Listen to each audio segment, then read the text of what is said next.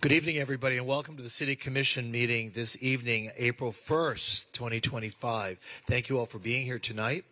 For those of you who are here for the first time, welcome, and we appreciate your attendance at our meeting this evening. The normal format that we follow is we start out with the Pledge of Allegiance, have a moment of silence, and then get into the agenda.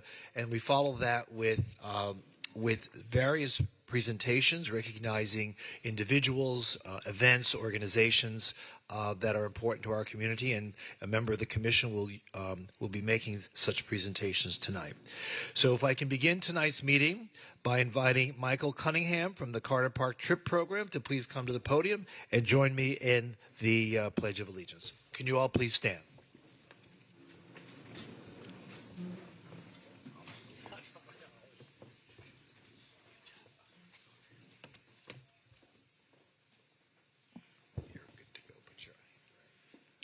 I pledge allegiance to the flag of the United States of America and to the republic for which it stands, one nation, under God, indivisible, with liberty and justice for all. Thank you. Thank you. Got a little parting gift for you. There you go. Thank you so much. Nice to meet you. Oh, picture up. Come on. Is your mom here? Oh, with you? Yeah.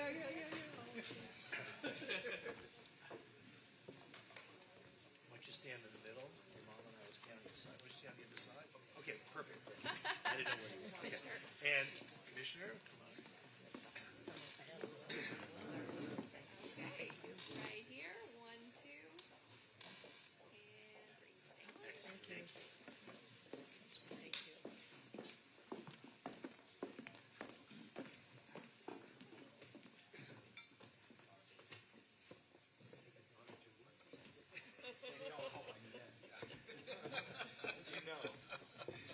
No comment.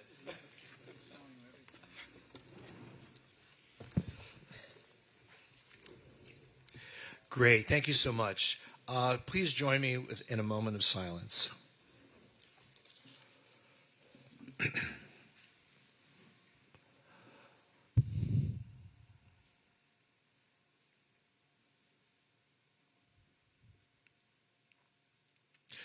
Thank you. I'd like to announce retirements for the month of April. These are employees that have served the city of Fort Lauderdale for many, many years. First, I'd like to recognize Joe Georgiana, who has been an HVAC technician for Parks and Recreation. He's been with us for 20 years, so thank you so much, Joe. And Donna Varisco, executive assistant to the city manager, been in the city manager's office, I know, 29 years. Donna, thank you so much. The things you've seen in 29 years, Donna. Okay, Mr. Clerk, please call the roll. Commissioner Herbst. Vice Mayor Glassman. Here. Commissioner Beasley-Pittman. Here. Commissioner Sorensen. Here. Mayor Trentalis. Here.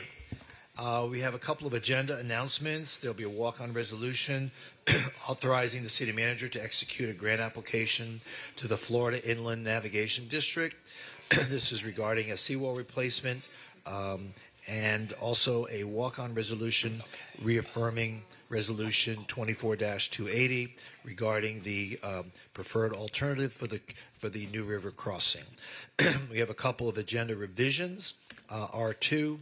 Exhibit 2, the resolution was revised to include additional language at the request of the Florida Inland Navigation District. R3, Exhibit 2, the resolution was revised to include additional language at the request of the Florida Inland Navigation District. And then we have PH2, a commission agenda memo was revised to update some of the background information shown on page 1. Okay. So with those modifications, do I hear a motion? Mayor, could I ask for a modification on the agenda? Yeah. Please. Thank you. I'm just looking at the agenda now. We have a neighborhood presentation, NP1, which is some youngsters, including several folks from Virginia Schumann Young. Is there any way we could move up NP1 to maybe right after the consent purchase? Sure. Would that be okay? Okay. Sounds fine to me. Thank you. Appreciate it. Okay, so with that, do I hear a motion to approve the approval of the minutes and the agenda as amended? So moved. Second. Moved and seconded. Please call the roll. Commissioner Herbst? Vice Mayor Glassman? Yes. Commissioner Beasley Pittman? Yes. Commissioner Sorensen? Yes. Mayor Trentalis? Yes, and so we have a few presentations. First, I'd like to recognize Bloomberg Philanthropies Silver What Works City certification announcement. Sounds like a lot, so let me just explain what that is. So tonight, we are proud to announce that Fort Lauderdale has been awarded the Bloomberg Philanthropies Silver What Works Cities certification by Results for America. This achievement acknowledges our city's exceptional use of data to inform policy, allocate resources, and enhance resident services. It reflects our strong leadership and dedication to data-driven decision-making, positioning Fort Lauderdale as a top data-driven local government. So, Laura, you want to explain what this is all about? Absolutely. Good afternoon, Mayor Commissioners. The mayor was accepted to a program with Bloomberg and Harvard last summer, and he and the city I was manager, accepted to Harvard. yeah, and his chief of staff went and participated in a program. And with that program, he and Greg brought forth some initiatives that they asked staff to pursue. One of them was the public safety initiative that we did over the summer, where we spent some time innovating with our community. And the second one was the What Works Cities data initiative that you asked us to participate in. So this was actually the third shot we took at it. So we, over the last 5 years, we've 3 times applied for the designation and really had to dig in. It's a big lift and a big initiative, and it's something we need to be really proud of as a city. It means that throughout the city, not just through the Office of Management and Budget, but throughout the city, we're making decisions based on data, we're tracking data, we're involving the community and sharing out data. So it's something that as City Commission, as a community, we can be really proud of, and thank you for bringing that back to us. So, first of all, congratulations on all the great work you did, all of you. Wow, is that the trophy we got? Yeah, it's wow. substantial. Size matters. Okay, so congratulations. And does anyone else from your team want to say anything? I think she's just huffing and puffing, holding that thing. Let me just say the weight of the award is a good representation of the work that went into it. 2 of the areas that we're especially proud of that we scored higher than other cities is in our budgeting. We had a perfect score for how we'd use data to drive our budget allocations, as well as performance management, which is really important to how we improve services throughout the city. So definitely want to highlight those as important contributions to our city, and we're excited to keep carrying the work forward. Great. Congratulations, and thank you for your good work.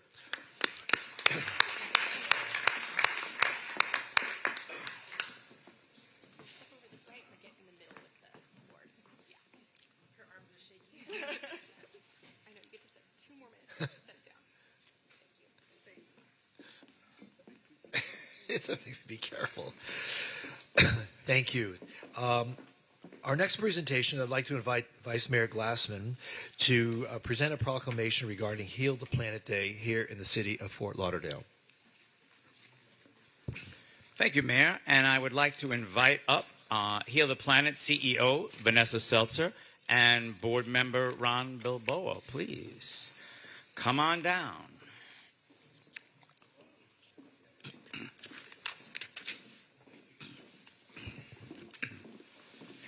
A lot of people. Oh, that's more than 2 people. Okay.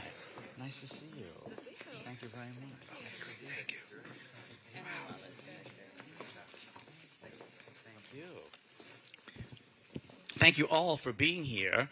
I am very pleased and proud to read this proclamation from the Office of the Mayor, City of Fort Lauderdale, in recognition of Heal the Planet Day, April 2025. Whereas Earth Day, observed annually on April 22nd, serves as a global reminder of our collective responsibility to protect and preserve the natural resources that sustain us. And whereas Heal the Planet, a dedicated nonprofit organization, empowers individuals, particularly children, to gain awareness of the impact their daily choices have on them personally and the environment as a whole, demonstrating that even small actions can yield significant positive change. And whereas, through its programs, including Sustainable Energy Education, SEED, Young Seeds in the Park, and regular beach cleanups, Heal the Planet has successfully educated thousands of children and families on the principles of sustainability, conservation, and mindful living, all emphasizing the importance of taking action. And whereas Heal the Planet is celebrating the 10th anniversary of Heal the Planet Day, a signature event since 2015, which over the last 10 years has fostered active public participation through educational workshops, interactive exhibits, and local initiatives. And whereas on April 13th at Esplanade Park, Heal the Planet Day will offer residents and visitors opportunities to participate in hands-on learning, connect with nature, and discover practical ways to adopt eco-friendly lifestyles. And whereas the City of Fort Lauderdale commends Heal the Planet for sharing its passion for protecting and preserving the environment. By celebrating Heal the Planet Day, the city solidifies its commitment to environmental stewardship and encourages all neighbors to take action. Now, therefore, we, as City Commissioners of the City of Fort Lauderdale, Florida, do hereby proclaim April 13th, 2025 as Heal the Planet Day in the City of Fort Lauderdale, and dated this, the first day of April 2025, and signed by our Mayor, the Honorable Dean J. Mentalis. Congratulations. Who would like to say a few words? Who's going to say a few words? Okay, thank you. Hello, everybody. Well, I am very grateful for this opportunity. And like our mission says, we all have to take action. We all need to be aware that everything that we do matters. And Heal the Planet Day is the perfect day to show that to the community. So I invite you to join us. It's a Sunday, and we'll be here educating the community. Thank you again for this opportunity. Thank you, Ron. Thank you, Vanessa. Thank you. I'm gonna get it. Ash, can we get a photo here?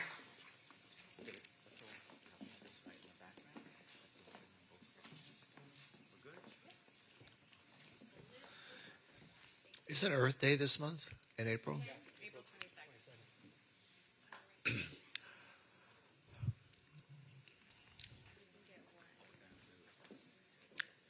Come closer so you don't get this podium in front of it. I remember, and I'm dating myself here, the first Earth Day was celebrated when I was in high school. And a notice went out for students to assemble in a room to talk about ways we can recognize it and promote it. And I think 6 people showed up, and everyone thought that Earth Day and all of this stuff was for hippies and was not to be taken seriously. And clearly that has changed. And we want to thank you and everybody that's connected with your organization for all the efforts that you make in highlighting the importance of protecting the earth and protecting our resources. So thank you very much. Thank you, everybody. Thank you for what you do. Mayor, I have a question. Were you wearing your earth shoes that day? They didn't have those then. Oh, They had wow. clogs. They had clogs back then. Okay, Commissioner Beasley Pittman, it's your turn. She'll be presenting a proclamation regarding National Child Abuse Prevention Month here in the city of Fort Lauderdale.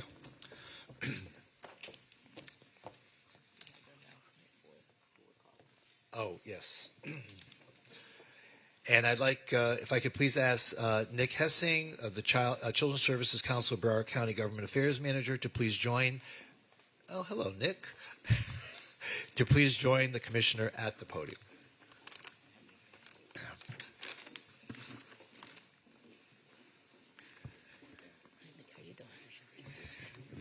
Good evening to everyone.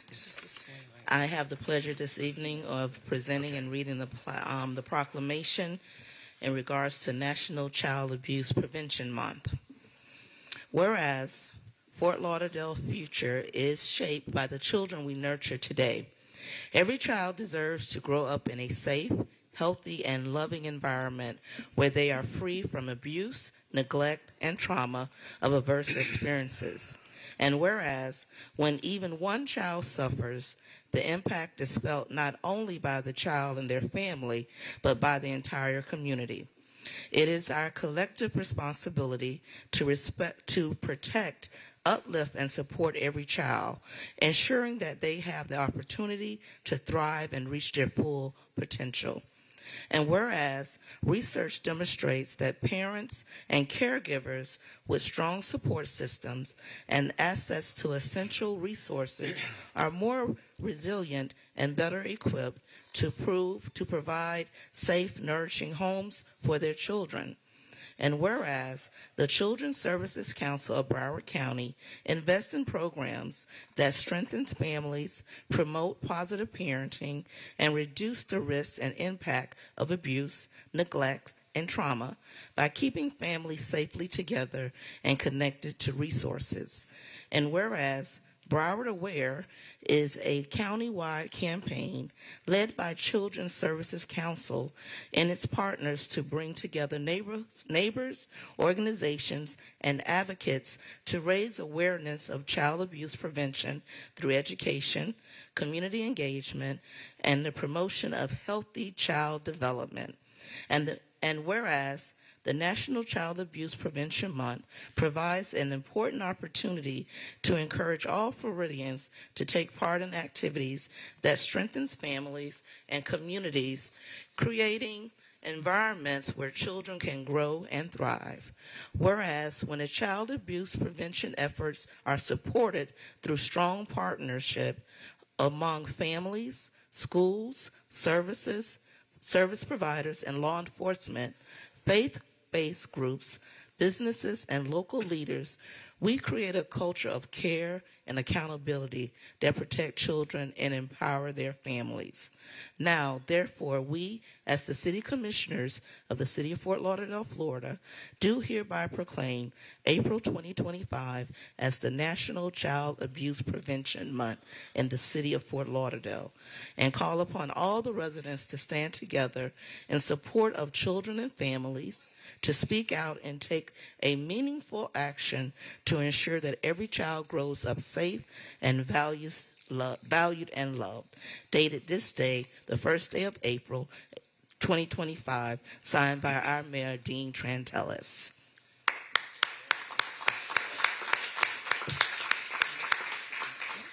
Nick, would you like to share a few words? Absolutely. Thank you to Commissioner Pittman, to Mayor Trantalis, to the entire commission for recognizing April's Child Abuse Prevention Month. This is my third year accepting this proclamation from the city of Fort Lauderdale and from cities across the county. This is a particularly exciting year for the city of Fort Lauderdale. This year we're beginning investments, actually squarely in your district. Commissioner Pittman drawing down federal funding from the Promised Neighborhood Grant for the next 2 years, leveraging Community Foundation, A Little Help Never Hurts, and our ABCD initiative. So I look forward to talking to you more about it. But for today, thank you again for recognizing this important month. And thank you for all the work you do on behalf of children in Broward County.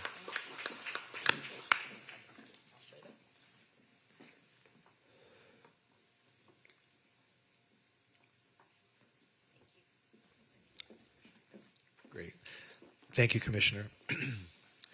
I now would like to invite Commissioner Sorensen to present a proclamation regarding Water Conservation Month here in the city of Fort Lauderdale. And I'd also like to invite Public Works Senior Project Manager Steve Hilberg. Steve, are you here? There you are. Come on up, Steve. Don't be shy. Thank you, Mayor. Appreciate it.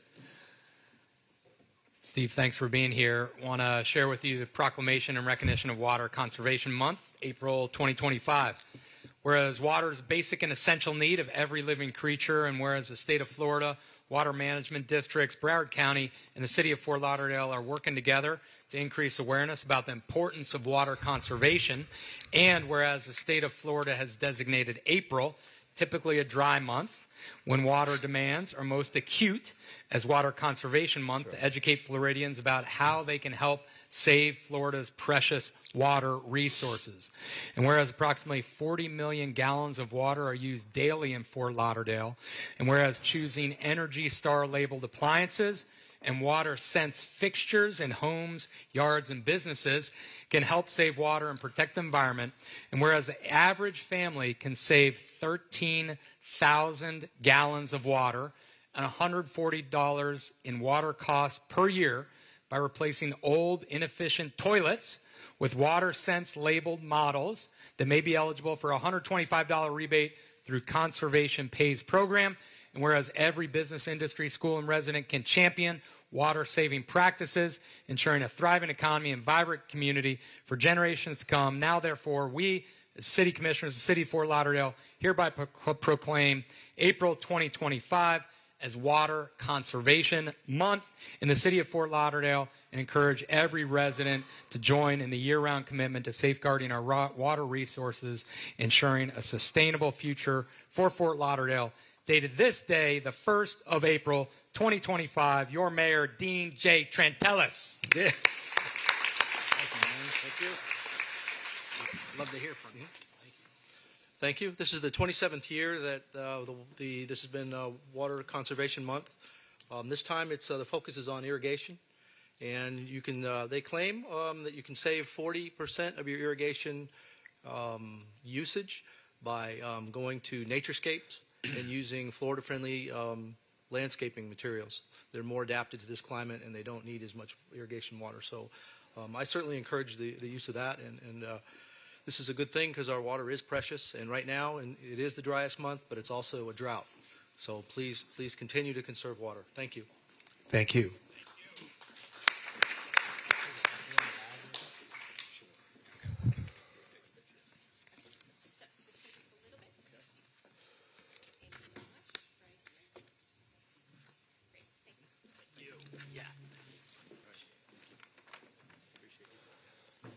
Thank you, Commissioner. Well, before we continue with the meeting, I would just like to take a moment of personal privilege. I don't know if that's part of Robert's Rules of Order or not, but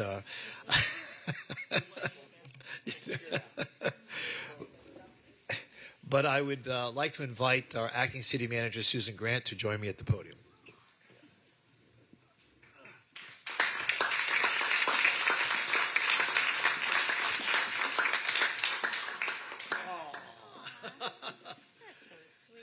Well, this isn't for you. No, but so tonight I would like to take a moment on behalf of myself and the members of the commission to formally thank you for all the great work that for taking on the responsibility of acting as our city manager in the interim until we were able to choose a city manager, which is Raquel Williams. Thank you, Raquel, who will start tomorrow. And but this is we present this because the hearts of Fort Lauderdale are truly encased in this clock. And while it just merely says Boulevard on there, in reality, so many people are affected by so much of what you do day in and day out, and many people really don't realize that.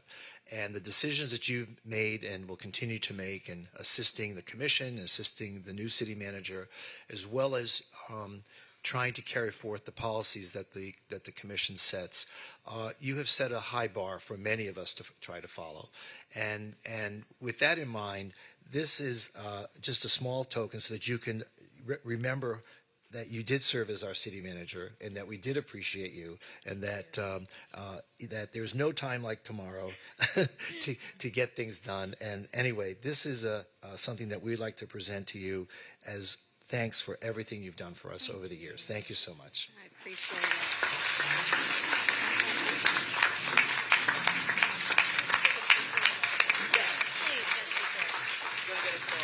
I'd also like to invite all the senior management staff to join me and join us for this picture. If they could all please, in the front? Okay.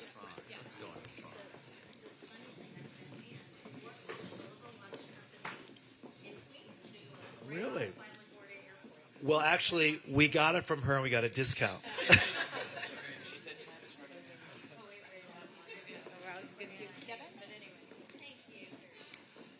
Wow.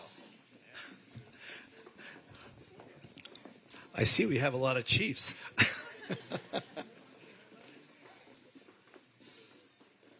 Stampede to the front. Congratulations, Al.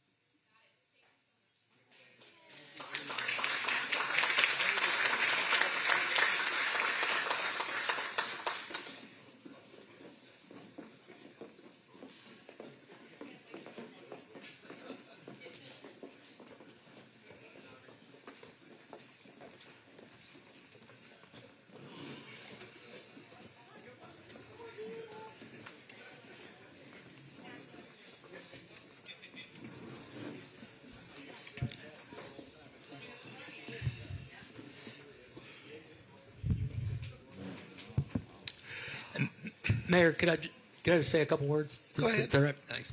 And a lot of us had a chance to thank Susan earlier, but Susan, oh, there you go, more goodies. I just want to thank you, Susan, for your hard work, your dedication, your responsiveness, your focus on the neighbors and our city, and your positive attitude and how we can get things done, how we can work together collaboratively, and you've just been stay on. So thank you, and thank you to your family, your husband, and everyone, because I know it's a shared sacrifice that you make. The city manager's job's not easy, and I just appreciate all the time and effort you put into it, and the taking of phone calls and emails and all that good stuff. So thank you, Susan. You're welcome, and as I said, it's been a joy. So thank you for the opportunity. I also want to take a moment and just recognize something that's many people already know, but one of our senior staff members, Al Battle, has taken a position as Assistant City Manager in the City of Clearwater. So we want to wish you all the best in your new venture. Thank you.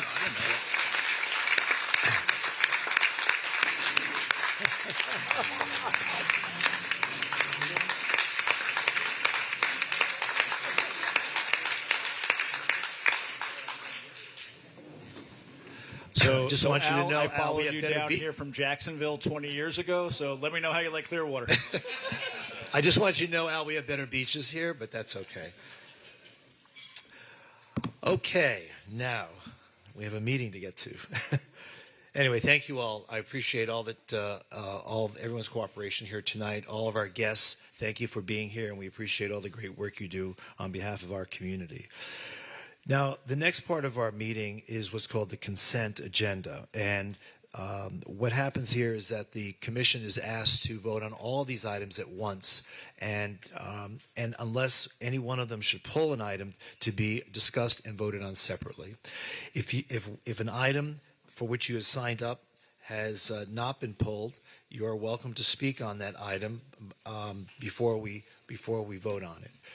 In the meantime, I will ask the commissioners, starting with Commissioner Herbst, are there any items you'd like to pull from the consent agenda? CM 11. CM 11, did you say?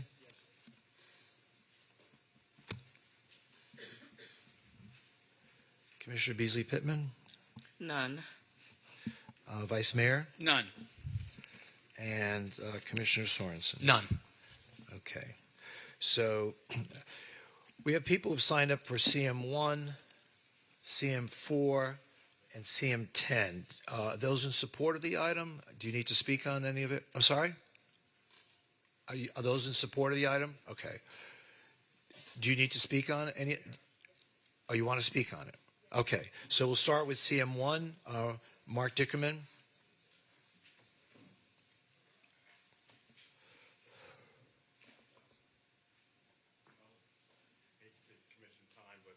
rules. I have no idea what CM1 is. Susan, would you? Well, then Susan, why are you wasting Susan, our time? Would you come here, please? On behalf of the citizens of Fort Lauderdale, I know the commission gave you a beautiful gift, but upon as the citizens of Fort Lauderdale, I want to thank you for everything you've done. It's hard to kill those. I know, even I. Good. Yeah. So, Well, the secret is Donna Verasco, who is retiring, is my chief plant taker care of person. So hopefully I won't kill it without Donna here. yeah, but I wanted to thank you on behalf of the citizens for stepping up and Thank you. doing a great job. been- Thank you. Thank you, Mark. Quick picture. Oh, with my Carla, did you want to say something too? Please come on up. thank you. All right, so you can go ahead with CM1. I'm fine. It's okay.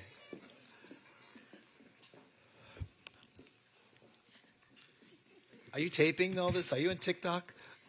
Is this your content? We're on Instagram right now. Oh, Instagram. Okay. Okay. Hello, my fans. Your fans, yeah. No, your fans. Mayor, that's another website. Oh, Okay, thank you. Okay. So you made me nervous and I messed up. All right. Good evening, Mayor Trentalis, Vice Mayor Glassman, Commissioner Hurst, Commissioner Beasley Pittman, and Commissioner Sorensen. My name is Carla Roundtree, and I reside in District 2. I am here tonight to speak on several agenda items, but the first is CM1 2025 Oceans of Soul and Jazz Festival, December 5th and 6th. I want to make sure I understand the process for this festival to be held on the beach. What are the factors that will determine if a second approval of this event can proceed? If the first approval passes, how long will it be for the second reading to be scheduled? I am looking forward to let my family and friends all over the world know that the city of Fort Lauderdale is a diverse and equality city and welcomes everyone to come and participate. My hope is the commission will approve CM1 2025 Oceans of Soul and Jazz Festival, December 5th and 6th. Thank you. I don't know the answer to that question, but I think the commission has committed itself to ensuring the success of that event. But for those details, I would invite you to speak with your district commissioner. And what district do you live in? Two. And very quickly, Carl, let me just help. Yes, this is an approved event on the beach. This agenda item is simply changing the dates from September to December. Okay. That's all this is. That's okay. All approved. All ready to go. Tell all your friends. All right, I'll let him know. Thank you so much, y'all. You're very welcome. You might want to stay there for a second because you've signed up for a lot of different items. Ellen Bogdanoff, you just signed up for questions, right? Okay. Okay, CM10, you had a few things to say on CM10. Yes. Okay. So CM10 is providing additional meal services for all districts. Food insecurity is a growing problem in Fort Lauderdale, and there are some residents who are not sure if they can provide food for their children. Unfortunately, providing an afternoon snack may be the only thing a child may have until they return to school the next day. With cuts to food stamps and low availability for pantries to help, it is essential that the city provide an afternoon snack to all aftercare programs. I hope the city will commit to this. Okay. Carla, this is actually for 450 children, and it's not just afternoon snacks, but it's also dinner. Oh, in addition to the snacks. Oh, that's wonderful. It is wonderful. That's wonderful. Thank you so much. Okay, Commissioner Herbst had pulled CM11. Commissioner Herbst. I just pulled that to vote no. Until we get everything resolved with the police station, I'll be voting no on any change orders. Thank you. Okay. Carla, you want to speak on this?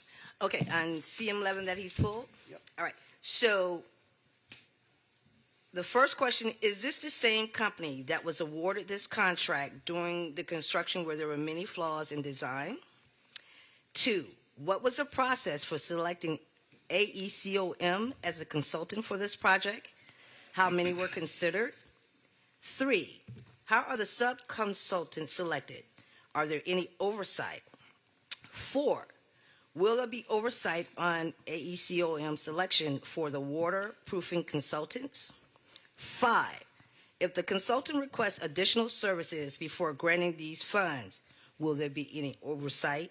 And lastly, During each task being submitted for funds, will there be any oversight?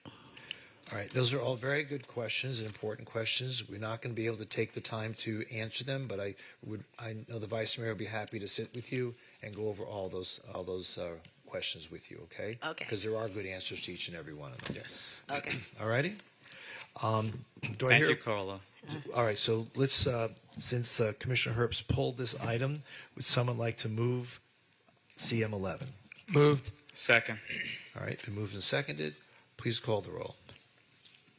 Commissioner Herbst, Vice Mayor Glassman, Yes. Commissioner Beasley Pittman, Yes. Commissioner Sorensen, Yes. Mayor Trentalis. Yes, and CM 11 is now approved. Carla, you also wanted to speak on CR 4, which is the SHIP funds.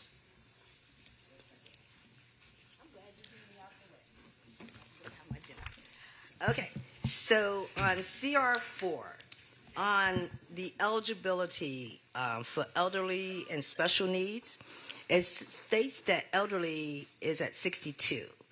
So I am 59, and the government has listed me as disabled. Will I be given priority for rental, affordable housing, or for home ownership?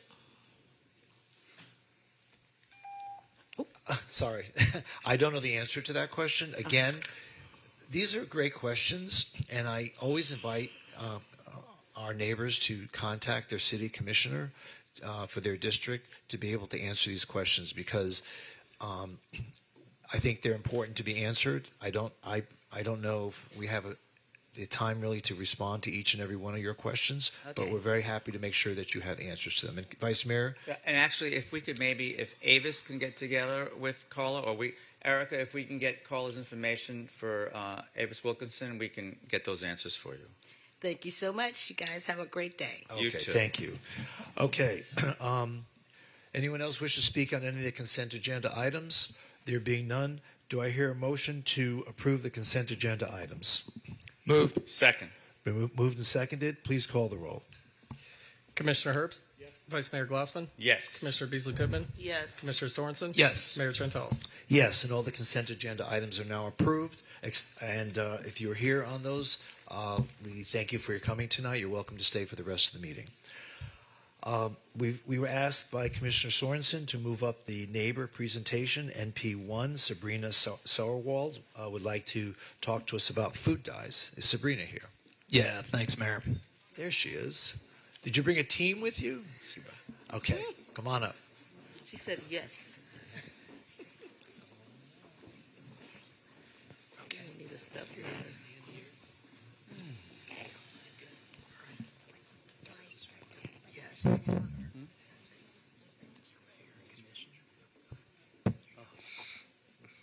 Hello, City Commission, and hello, Mayor Trentalis. Thank you for giving me the privilege to be here today. My name is Sabrina Sauerold. This is Louise Sorensen and Conrad Becker, and I am here to talk about artificial food coloring. I am 9 years old, and I am in 3rd grade at Virginia Schumann Young Elementary School. You are all probably wondering, well, what's wrong with food dye? Well, number one, in high amounts it can be harmful to people's health. The highest amount you should be eating of red 40 is 3.2 milligrams per pound, exact. Number two, most companies don't tell you how much dye is in the food. They'll put what's in the food, but not how much. Number three, red 40 can cause in children inflammatory bowel disease, immune system tremors, hyperactivity, anxiety, and many more negative side effects. So in conclusion, I would ask if the City Commission can please stop paying for companies that have foods with dye in them with city dollars. Thank you.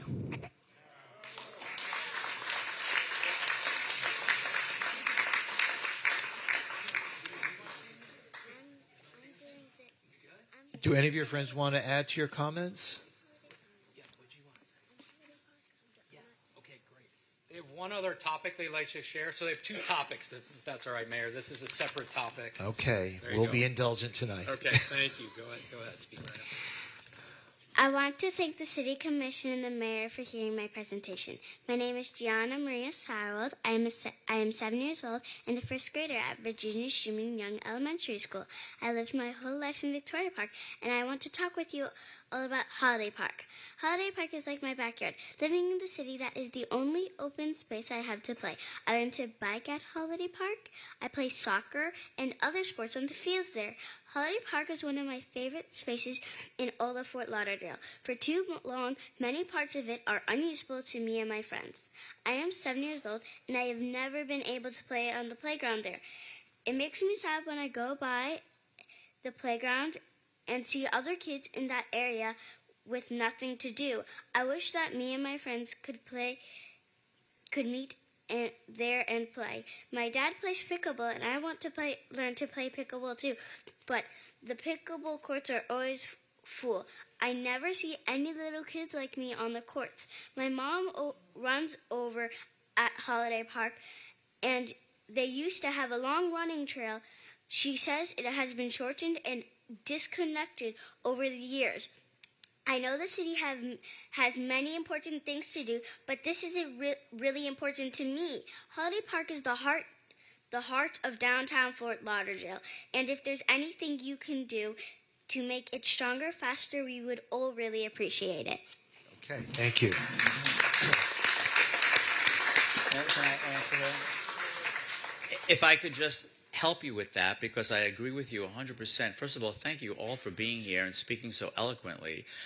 As the district commissioner who represents Holiday Park, I want you to know that we have voiced our concerns about how slow the projects are moving forward in that park, as in others that we have already approved, actually going back to 2019.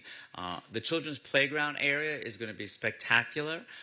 We will make sure that our Director of Parks and Recreation gets in touch with you and gives you that entire schedule so you know when that's all coming. And we're also going to add 9 pickleball courts to the 6 that are already there. And let's work on a project where we can dedicate some time to people under 70. And they can play some pickleball, and that'll be great. Well, I'm just thinking of myself, Mayor. I'm sorry, because I am a pickleball player, and I'm sorry, I'm just thinking out loud. But we're going to work on all of those things. You guys are amazing. Your school's amazing. Thank you so much for being here.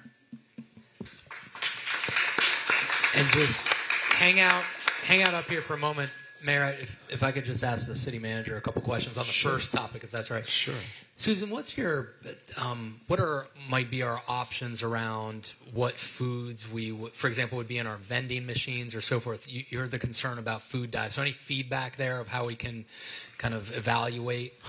Just not off the top of my head, the vending machines are kind of tough and there are things like this kind of thing that probably does. But let us spend some time looking at it and seeing if there are ways that we can have an impact on that. Okay. Well, keeping in mind that the regulatory power doesn't rest with the city, it's the state and the federal government. So we can certainly encourage the people that represent us in the State House and in Congress to try to pass laws that protect individuals from the poisonous aspects of food dyes. We hear more and more about this all the time. So thank you for bringing it to our attention, and we really appreciate your continuing the fight to keep America safe and healthy. So thank you. Yes, you raised your hand. Come on up. Can I just thank all my friends that have helped me get this far to be here today? Sure. Yes, go ahead.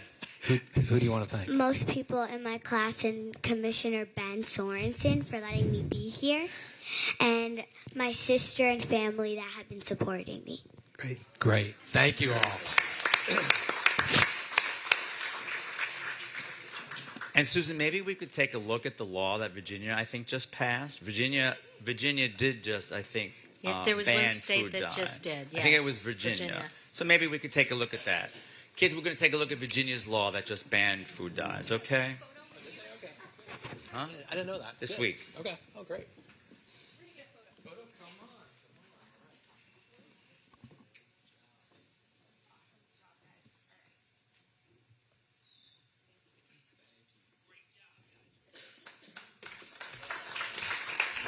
Thank you, Mayor.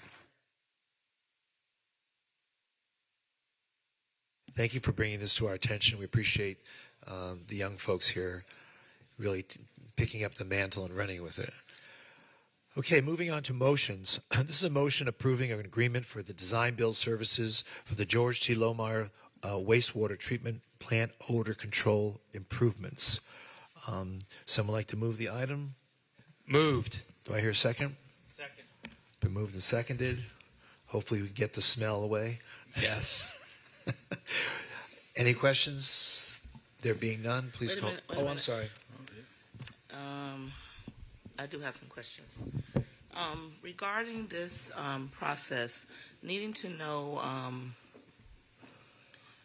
moving forward in the process with change orders regarding this, because we've been seeing a lot of change orders coming forth with projects that are handled by this particular company, and I would like to know how we're going to handle that moving forward. Absolutely. We were talking to representatives of the company earlier, and I don't know if they want to come up, but we did ask them about owner vendor designated change orders, and they've made a commitment. And here comes Matt. There you go. You can speak on their Is this a behalf. guaranteed maximum price? Evening, Mayor, Commissioners. Thanks for the time. What Susan's referring to is a conversation we had earlier today. Matt Sacco representing AECOM, that AECOM would commit to no AECOM-initiated change orders on this project. Okay. I guess that answers you. In other words, if we ask for a change order, that's one thing. If they ask for a change order, they're committing that there will be no change orders from their end. Okay. All right. We're going to hold you to that, Matt. You know where to find me. Yes. Commissioner Herbst? Yep. Thank you for that, Matt. I know you and I chatted about this earlier today with the same concerns, so I appreciate that commitment on behalf of your client, AECOM. My only other comments with this is not directed towards AECOM, but really more towards the process. I'm always very distressed when I see a contract of this size and scope with only one bidder. So I've had a lot of conversations with staff, and I normally would have strongly argued in favor of putting this out to bid. This project went through 4 amendments, 4 addenda during the process, and typically we would go back out to bid when we get to that point. We didn't at this time at the urging of our prior Public Works staff, and I'm disappointed that happened, so I would just like to say to staff, when we have this many addenda with a procurement item, especially when we're talking $20 million, we need to stop, pause, and go back out to bid. We should have had more responses. In this market, there are certainly a lot of folks that want to do work, and I think if they were not so confused about what it was the city was asking for, we would have had a more robust response. So let's stick to our guns. Let's make sure that if there's confusion about a bid, we either get that corrected very quickly or we pull it and go back and fix it, because clearly it was not ready for prime time when it went out on the street. So I'm not trying to criticize anybody in this process. This is not meant to beat anybody up, and certainly not intended to have a negative aspersion towards the winning bidder. I just don't like the way the process worked itself out. I don't think we were served well as a city by this, and I think we can do better. So thank you. Okay. Any other questions or comments? It's been moved and seconded. Please call the roll. Commissioner Herbst? Yes. Vice Mayor Glassman? Yes. Commissioner Beasley Pittman? Yes. Commissioner Sorensen? Yes. Mayor Trentalis? Yes. M1 is now approved. M2, this is an appeal of a decision of the Chief Procurement Officer's denial of a protest submitted by Blue Line Solutions, LLC, on the recommendation to award requests for proposals regarding the automated school zone speed detection camera program by Red Speed Florida, LLC. Who'd like to? And I'm inviting Glenn Marcos to come up and start the process. Glenn, what have you got us into? Yeah. Let me go ahead and press the button here. Mayor, Commissioners, good evening. Glenn Marcos, the Chief Procurement Officer. I'm going to present for you the facts and timeline regarding this protest.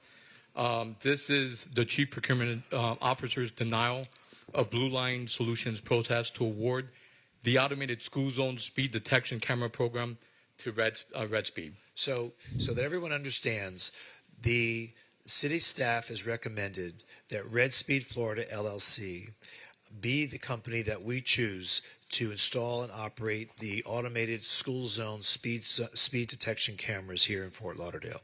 And this selection recommendation is being appealed by Blue Line Solutions, who was the other vendor who sought the award.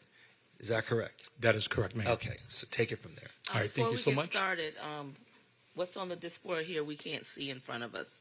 If we can have it in front of us, please. There's nothing there yet. Yeah, so if you can go on to the next slide. Okay. Thank you.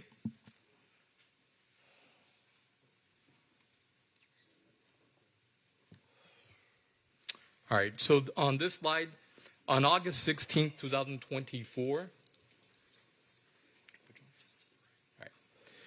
Blue Line Solutions LLC protested the specifications to RFP number 332, Automated School Zone Speed Detection Camera System. At that time, the nature of their protest, it was to protest Section 2.45, which is the SOC 2 of the RFP, and they claimed that that requirement by the city in the RFP was unduly restrictive, overstated the city's needs, and limited competition. So the contractor, they basically said, should provide, or actually the RFP stated, the contractor should provide a current SSA 18 SOC 2 Type 1 report with their proposal. Can you explain what that is? Sure. The SOC 2 report is basically, it's an audit, Mayor, and it's basically to ensure that the necessary securities control and the personal data is being protected by the software that's being proposed. Got it. So at that time, Blue Line claimed that the city should delete the SOC 2 Type 1 or SOC 3 reports as a requirement and allow for the NLETS audit. At that time, the process required for us to get the city's Information Technology Department to review Blue Line's claim. So their conclusion, the IT department's conclusion, stated that NLETS audit did not meet the rigorous standards and comprehensive scope required by an SOC or SOC 2 report. Now, the difference between a SOC 2 report and an NLET is as follows. The SOC 2 provides a thorough evaluation of an organization's overall system, controls, encompassing a broad range of security measures.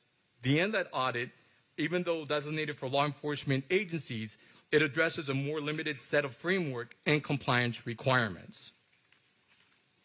Next slide. I'm sorry. I got the control.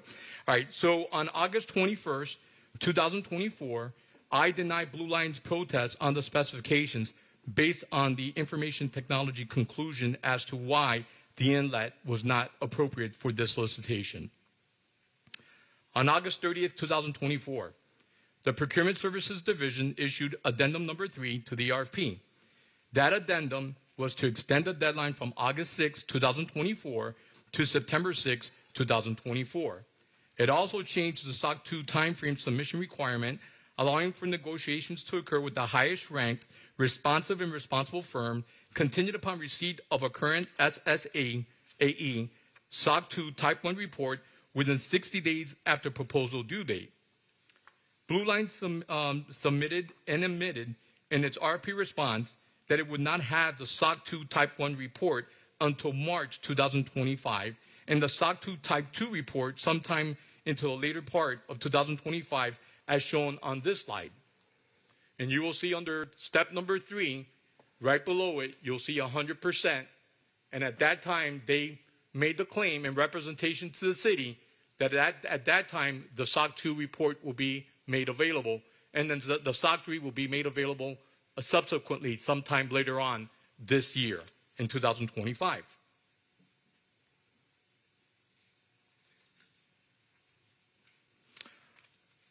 On August 16, 2024, despite its previous representation that Blue Line will not meet the November 5, 2024 deadline to submit the SOC 2 report until March or later of 2025, they later claimed in its protest to award to Red Speed that it had the SOC 2 report all along on this date.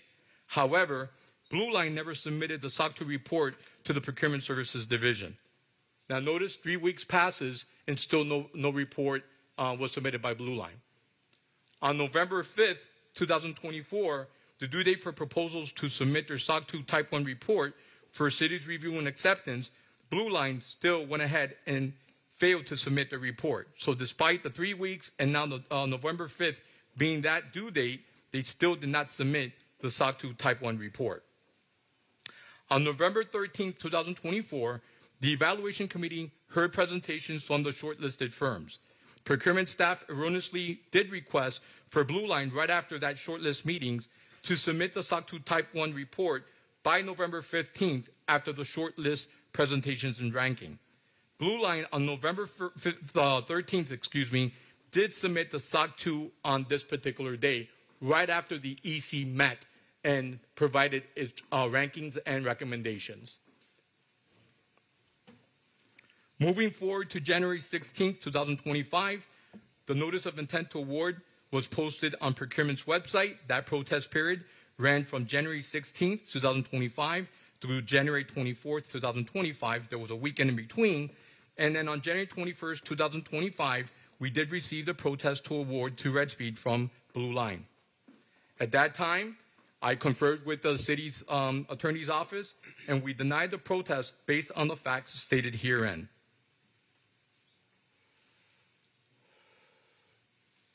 On February 3rd, we did receive a notice of appeal and request for the matter to be heard before you. They requested for the matter not to be heard during the week of March 3rd due to the undersigned council's pre-scheduled vacation. So in conclusion, this is what we've concluded. While the Evaluation Committee ranked Blue Line as the highest ranked responsive and responsible firm, it was contingent upon complying with the SOC 2 submission requirements. SOC 2 requirement, the SOC 2 requirement deadline date was November 5th, not November 13th. Only an addendum can change the solicitation requirements for all proposers to ensure transparency and fairness amongst competitors. An erroneous act of a procurement staff member can't unilaterally change the RFP requirements. Now, a minor irregularity, as claimed by Blue Line, as others might not have completed because of the SOC 2 deadline requirement, is a competitive advantage for them over their competitors. The solicitation never mentioned the SOC 2 requirement to be a matter of responsibility, as they're going to claim in their protests. So it can't be considered up to the time of award as they're suggesting. Their RFP language, the RFP language does not offer flexibility as they're claiming in their protest for the SOC 2 submission requirement. Now, the protester also cites to a policy that pertains to an invitation to bid language and not request for proposal in its presentation. So they're kind of confounding the issue. Protester can't dispute the facts cited herein. And there's no violation of procurement law, ordinance, policy, or procedure that took place here. And therefore, this procurement has been conducted in accordance with the city's procurement ordinance. Therefore, it is requested for the City Commission to deny Blue Line appeal of the Chief Procurement Officer's decision to deny the protest. Thank you. Okay, thank you. Okay. A couple questions. Is the only impediment for Blue Line to have succeeded in this process is the fact that they submitted, they wanted to wait until was it November 13th to submit their SOC report, and we said it was November 5th. Was that the only deficiency in their application submission? Mayor, yes. As a matter of fact, the RFP did require for 60 days after the proposal due date to submit that. They had every opportunity to submit that. Even when they claimed that they had it back then, they failed to submit it. And so, but to directly answer your question, the answer is yes. So, in effect, have they since submitted it, by the way? They have. They have. Okay. So, in effect, your team chose Blue Line as being the superior vendor, but for the SOC 2 report. That is correct. The evaluation committee heard the presentations from shortlisted firms, and they did rank Blue Line Solutions LLC as the number one ranked firm, but continued upon, and that was on the record repeatedly during the EC meeting, continued upon the submission of the SOC 2 report. At that time, what we didn't realize is that timeline or deadline passed and went, and we never received it until we asked for it. So, just looking at efficiencies and benefits to the community, do you feel that at this point in time, do you think that Blue Line would be able to provide a better service than Red Speed? Mayor, unfortunately, that's not a decision of the Chief Procurement Officer. That decision comes from the evaluation committee members. The members entailed members from the police department, and so I think they're better equipped to answer that question. Is there someone here who can respond to that question? Anyone here from the police department? And Glenn, we do have the ranking sheet as part of the item, as part of M3. So if you wanted to look at Exhibit 2 in M3, you'd be able to see the rankings on the various criteria. Chief Schultz, do you understand my question? I do. Okay, so all things being equal at this point, all right, who's going to provide a better service to the city of Fort Lauderdale, Red Speed or Blue Line? So in all transparency, Mayor, I was not on the selection committee. The members of my department that were on that committee are not present tonight. There were other members on the committee that are not police department members, so I don't know if they are here or not. My preliminary knowledge of all companies are that they are all equally qualified to provide services. All right, so I didn't mean to put you on the spot. I thought you were part of the review committee. Okay, No problem. So really, we just need to get to the bottom line here. And my only goal, personally, I'm only speaking for myself. My only goal here is to provide the best service for the least amount of money for the people of Fort Lauderdale. This shouldn't be so complicated. We're just trying to make sure that kids who are going to school with their parents, who take them to school sometimes, are respecting the speed of the law around the schools during the beginning of school and the end of school. And we're just trying to make Fort Lauderdale a safe place to be. It's never been known as being, Vision Zero has been a goal for so many years, and we're trying to, achieve that goal, and we want to do it through the best process available.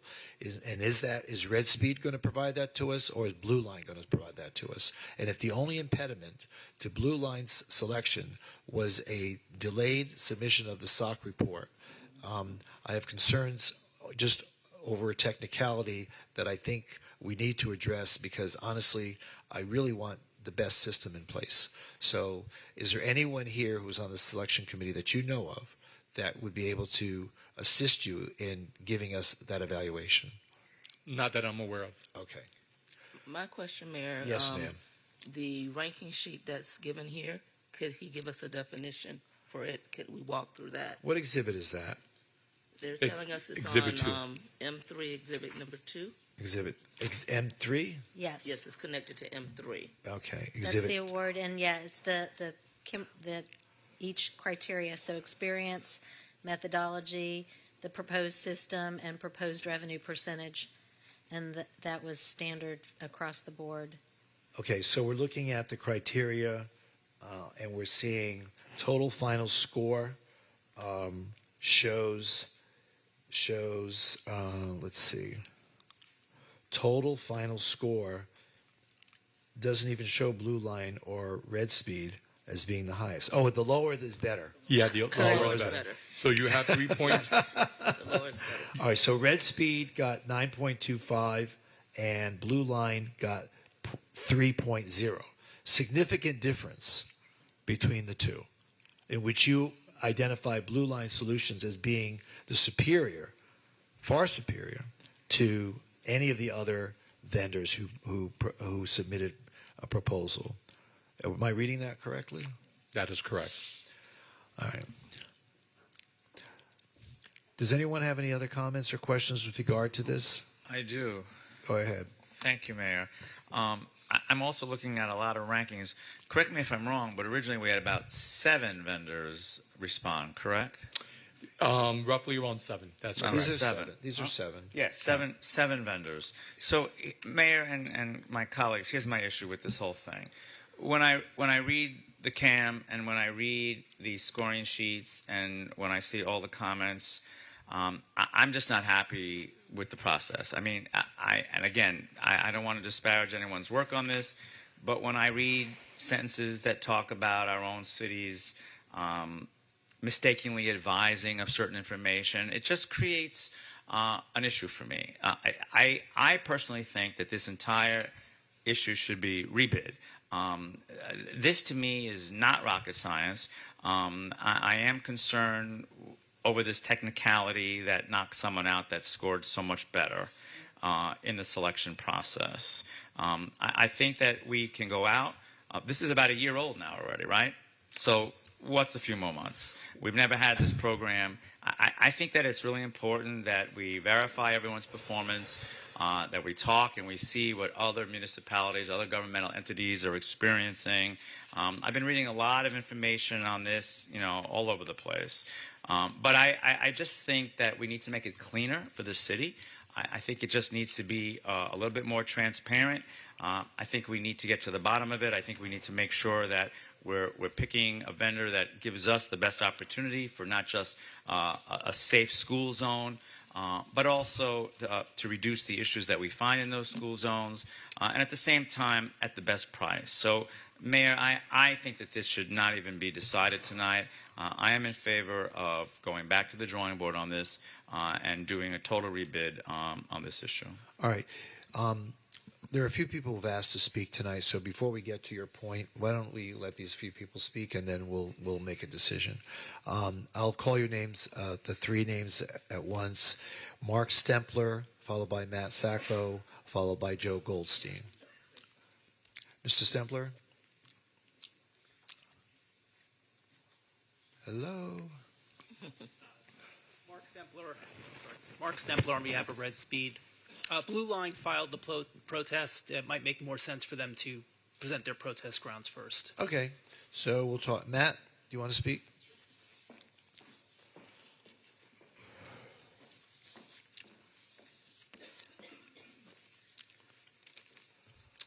Matt Sacco representing Blue Line, Mayor, Vice Mayor, Commissioners, thank you. I was going to get up here and kind of walk through the scoring, but you already did that, so I'll cede some of that time back. I just wanted to remind you, based on that scoring, Blue Line is the clearly superior vendor in this response to this solicitation. They are also 40% cheaper than the second-ranked vendor. We would very much like to be awarded the contract tonight, but due to our consideration for the city and the process and the city's want to get the best vendor through a very clean process, we would also be willing to compete again if you decided tonight to rebid. Thank you. I'm sorry, Go ahead. Matt. When you say 40% cheaper, define that with some numbers. Who does that? How does that 40%? Sure. So the client can explain it a little bit better, but in the financial structure of this program, Commissioner, the vendor gets a certain dollar figure for each ticket. In Blue Line's case, they offered $15 per ticket that they would get from the city, whereas the second-ranked vendor offered, I believe, $21. The proposals aren't in the backup, I don't think, so I can't confirm that on the other side, but I know that ours was 15. And we did rank first on price. Okay. Mark Hutchinson, followed by Joe Goldstein. Yeah, I know, but I'm putting the Blue Line people first, and then because they're the ones that have asked for the protests, and I will eventually get there. Relax. Good evening. Yes. Mark Hutchinson, founder and CEO of Blue Line Solutions. I appreciate you taking up this matter this evening. I stand with Matt in saying we want the process to be the best for the city. If the council so chooses to throw it out and rebid, we're happy with that. I know you'll be happy with that. we truly do want what's best for the city, and my background is in law enforcement, and my first fatality was a 10-year-old, and I've carried that with me through all my life, and that is why I do what I do today, and that is use technology to make sure that doesn't happen again. And we would like the opportunity to do that in Fort Lauderdale. All right. So thank you very much. Thank you. Mr. Goldstein.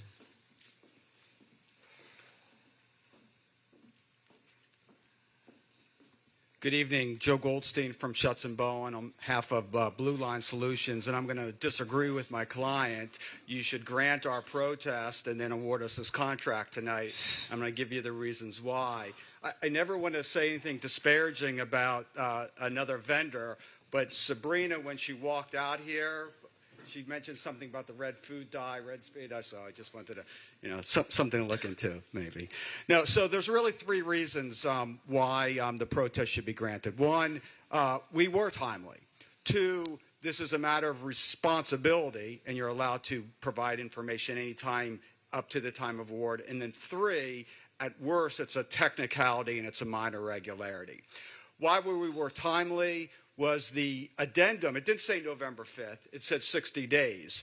Other places in your solicitation where it said business days or working days, it actually said that. Here it just said days, so it should have been. So there was no date certain. There was no date certain, exactly. Your city attorney disagrees with me. It's a matter of law, but that's besides the point.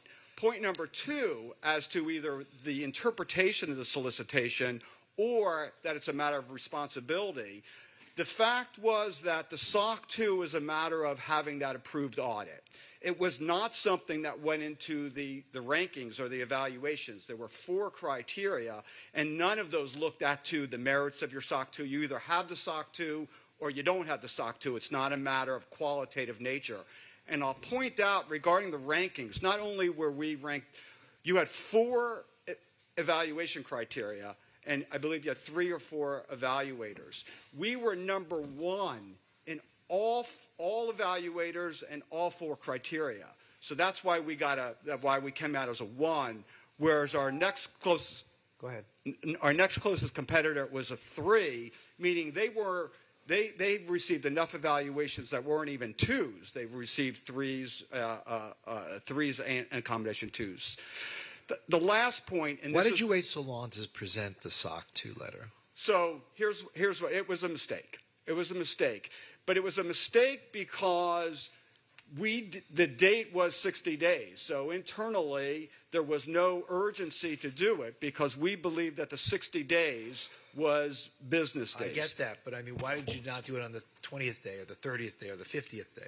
Again, it was, to be honest, the person whose job that was has been dismissed because of this issue, in part. But I'll make a point out, Mayor. The point is, and this is why it really goes to a minor irregularity and a technicality that should be thrown out, and these are the following reasons for that. Under procurement law, something is a minor irregularity when there are 2 things. A, did we get a competitive advantage by submitting this untimely? Of course we didn't, for that same reason. We have it. It wasn't part of the evaluations. And 2, the other condition for a minor irregularity is there a guarantee that the government is going to get what it wants under this procurement? So it's not like we told you we were going to build this with steel type 3 in our proposal, and we're going to give you something else. You know exactly what's in a proposal. So it's those 2 things that trigger a minor irregularity. Then it's permissive. And so that's really what our bid protest focus on. Glenn here, in all due respect, said he declines to determine that you should waive this minor irregularity. But you should do it for these reasons, and those are the 3 reasons. 1, there was ambiguity as to what the date was, working days or not working days. 2, we're the highest ranked by far. And so what's in the best interest of the government? That's why you should waive this irregularity. 3, we did have it. We had it as of the report was issued in October. I think if you look at, it's in the backup, if you look at the backup report, we had it as of October, and we failed to submit it And then the last point, Mayor, is we submitted it when you guys asked for it. You asked for it on November 13th, and we gave it to you the same day. Okay. All right. That's all I have. Okay. Thank you. Thank you. Ellen Bogdanoff, followed by Mark Stempler. Thank you, Mayor. And I apologize. I didn't hear that you had called my name. I guess I wanted to set up one thing. I think the protester has unilaterally tried to change the terms of the RFP. There's something in procurement called a fatal flaw. And that is that it is so important that if you fail to provide it, you're thrown out. Well, you could be the best, but you're thrown out because you didn't follow the rules of the procurement. Bottom line is they already protested the SOC 2. They lost that protest because IT said this is extremely important. And at the end of the day, they didn't even want to negotiate with somebody who wasn't going to be able to provide the SOC 2. I'll tell you the one major fact that everybody keeps leaving out, and that is they should have never been evaluated. They had a fatal flaw.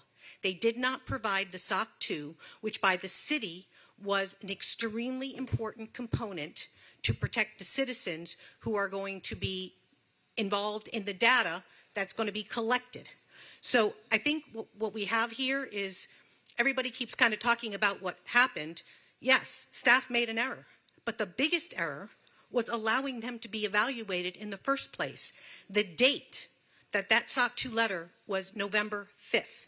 The evaluation for the shortlist was November 13th. Okay.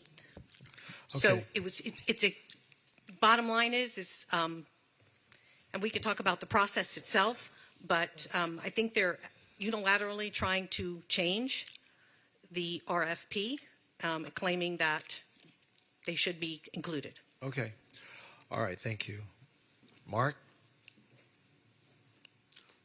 Is Greg Parks here? So you want me to add you to the number of speakers? We're doing M2 and M3 at the same time. M2 and M3 at the same time. So, okay. Sure. Mark Stempler again from the Becker firm on behalf of Red Speed. Look, the RFP requirements are crystal clear on this. That they had to provide the SOC 2 report on time, and they failed to do so. There were no problems with the RFP. There were no problems with the city's process. The only problem was Blue Line didn't comply with the express requirements of the RFP. That is a fatal flaw, as Ms. Bogdanoff said. There was no reason to give Blue Line another bite at the apple. The company that's telling you that they're the best couldn't even comply with the city's own simple requirements. That should be a concern for the city. Reversing course now and not awarding this to Red Speed would actually be contrary to the RFP's terms, contrary to the City of Fort Lauderdale's code, and contrary to Florida law. They are non-responsive. Under the definition set forth in the city's code, under the definition set forth in the RFP, they are non-responsive. And Florida law is crystal clear that it's wholly improper for an agency not to follow the terms of its solicitation or its code. The object of competitive procurement is to ensure the sanctity of the process. The city upheld its bargain in this.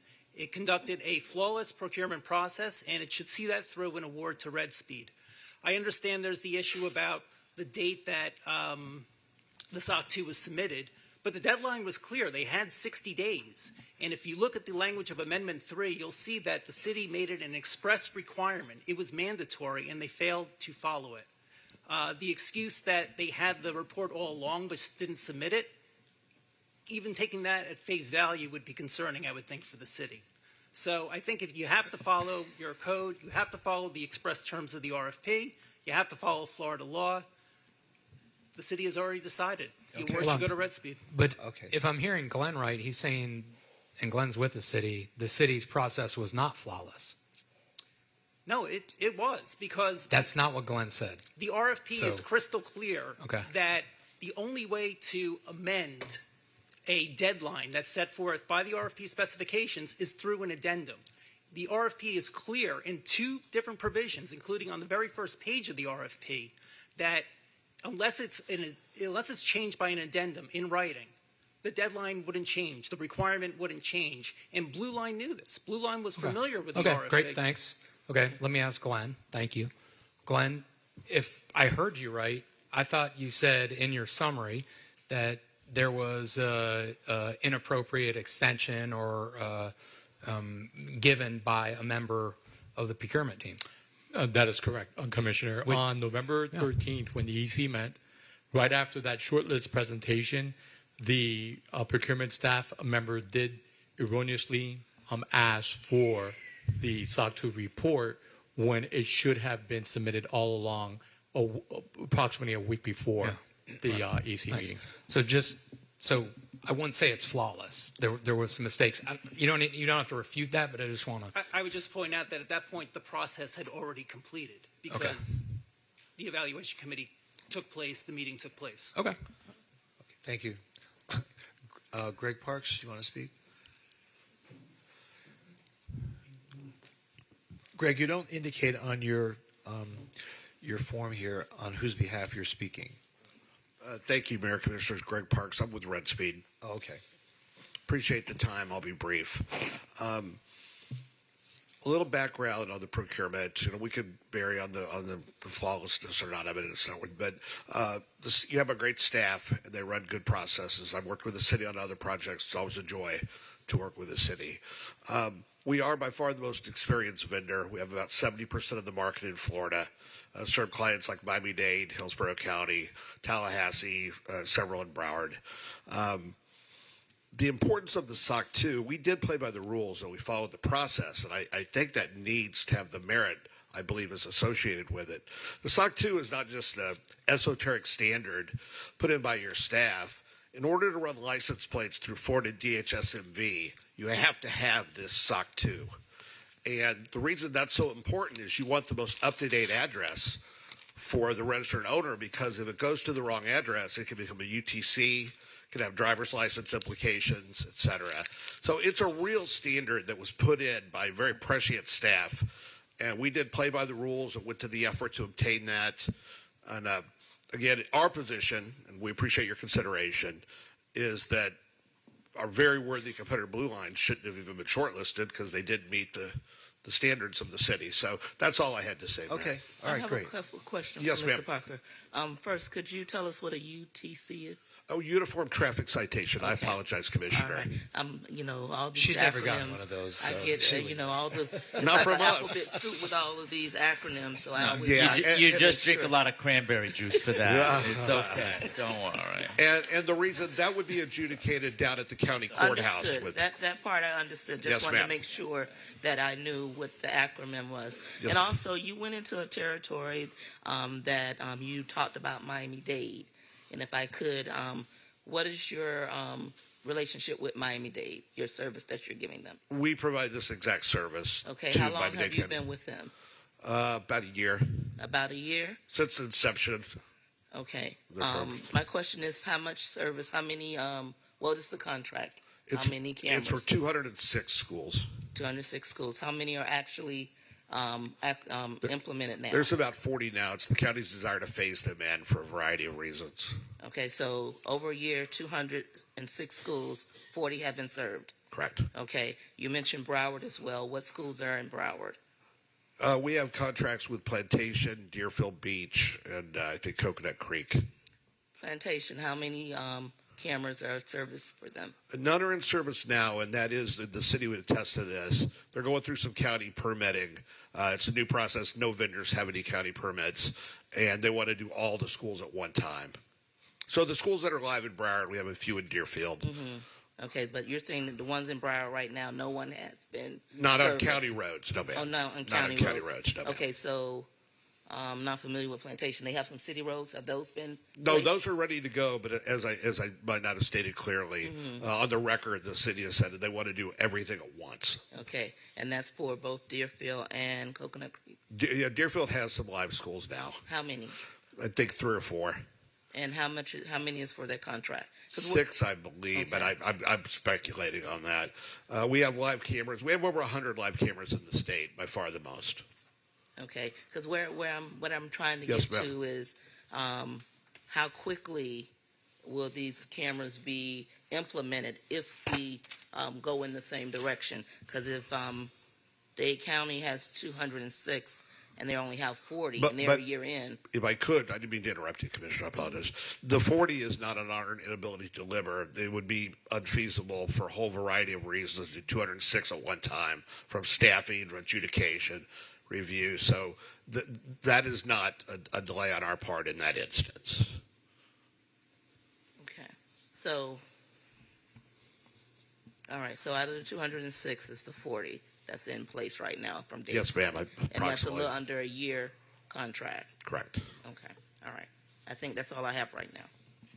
Thanks. Okay. Mayor, if I could jump in. Go right ahead. Thanks, Greg. How many school zones are in the city of Fort Lauderdale? I don't know that off the top of my head. We tested, along with concurrence from purchasing the police department, we tested 53. So there's at least 53. Okay. And how many of those do you think should be, what should be the phasing of implementing those? Well, we would work at the city's discretion. Since the procurement, we have developed a solar solution, which we've implemented very quickly at a number of locations. Aventura, a matter of weeks.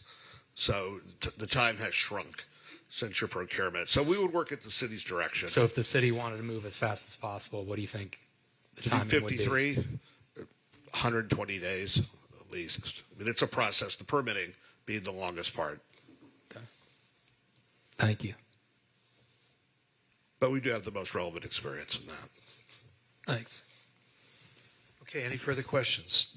Anyone else wish to speak on these items, M2 or N3? Thank you. So I do have a question for Glenn regarding the selection committee. So if we could, Glenn. So one of the things that that I had kind of questioned when we talked was why the selection committee evaluated the vendor without the required submittals in time. Help me understand how that worked out in the first place, because I think from my perspective, from a process perspective, I'm curious to understand how that happened, because I wouldn't think that if they were not a responsive bidder that we wouldn't even have gone through the selection process. So help me understand how that worked. So, Commissioner, to give you somewhat of a background on this, we did survey other public agencies to see whether or not they're reviewing the SOC 2 report before or after. It is a mixed bag. There's not a best practice right now when it comes to this. Some agencies out there do not even require the SOC 2 for whatever reason. We feel that it's important in this city to make sure that the data is secure. So we did talk about the process. The SOC 2 requirement in this was a little bit fuzzy as far as how we can best fit this and not impact the EC, Commissioner. The EC is probably more equipped to look at qualifications, experience, the references and all that. How we were going to get IT involved in this process was something that I don't think it's a perfect science now. It's probably better getting defined as we go and we learn from this process, but there's not a perfect answer that I can give you. Okay, I know historically. So we've been asking for the SOC 2 report, and before it was a SOC 2 report, it was an SSAE 18. Before that was an SSAE 16. Before that it was a SAS 70. So this is not a new report. I mean, this goes back probably about at least 20 years. So this is nothing new. So and I know previously we had the finance department review the SOC 2 reports because they are audit reports. So you're saying now the IT department and our cybersecurity folks are looking at this? They are looking at it and making recommendations. So that's how we felt comfortable as to whether or not to move forward. We're giving them the SOC 2 report, and then they're looking at the findings, and then they're providing us with their conclusion on whether or not they feel comfortable with those findings. Okay. And just I will strongly reiterate, and I know you guys are doing it, so I appreciate that. Anybody that's handling any city data that we have a SOC 2 report or SOC 1. So for those of you who don't know, SOC 1 is for financial data. SOC 2 is for financial and other personally identifiable information. So yes, these are absolutely mandatory, and any city that's not requiring it is frankly being derelict in its duty to secure its information from fraud and from theft and from hacking and everything else. So let's keep up the good work on that. Thank you. I appreciate it. Thank you. One other question for clarity. John, Commissioner Herbst just said that the SOC 2 now being reviewed by the IT With that review, did it meet the qualifications when they received it? Yes, Commissioner. they Okay, did. so it is, whatever they submitted for the SOC 2 is in alignment with what is required. Yes, Commissioner. Mayor, could I have someone from Blue Line to come up? Or set some questions. Sure. Thanks.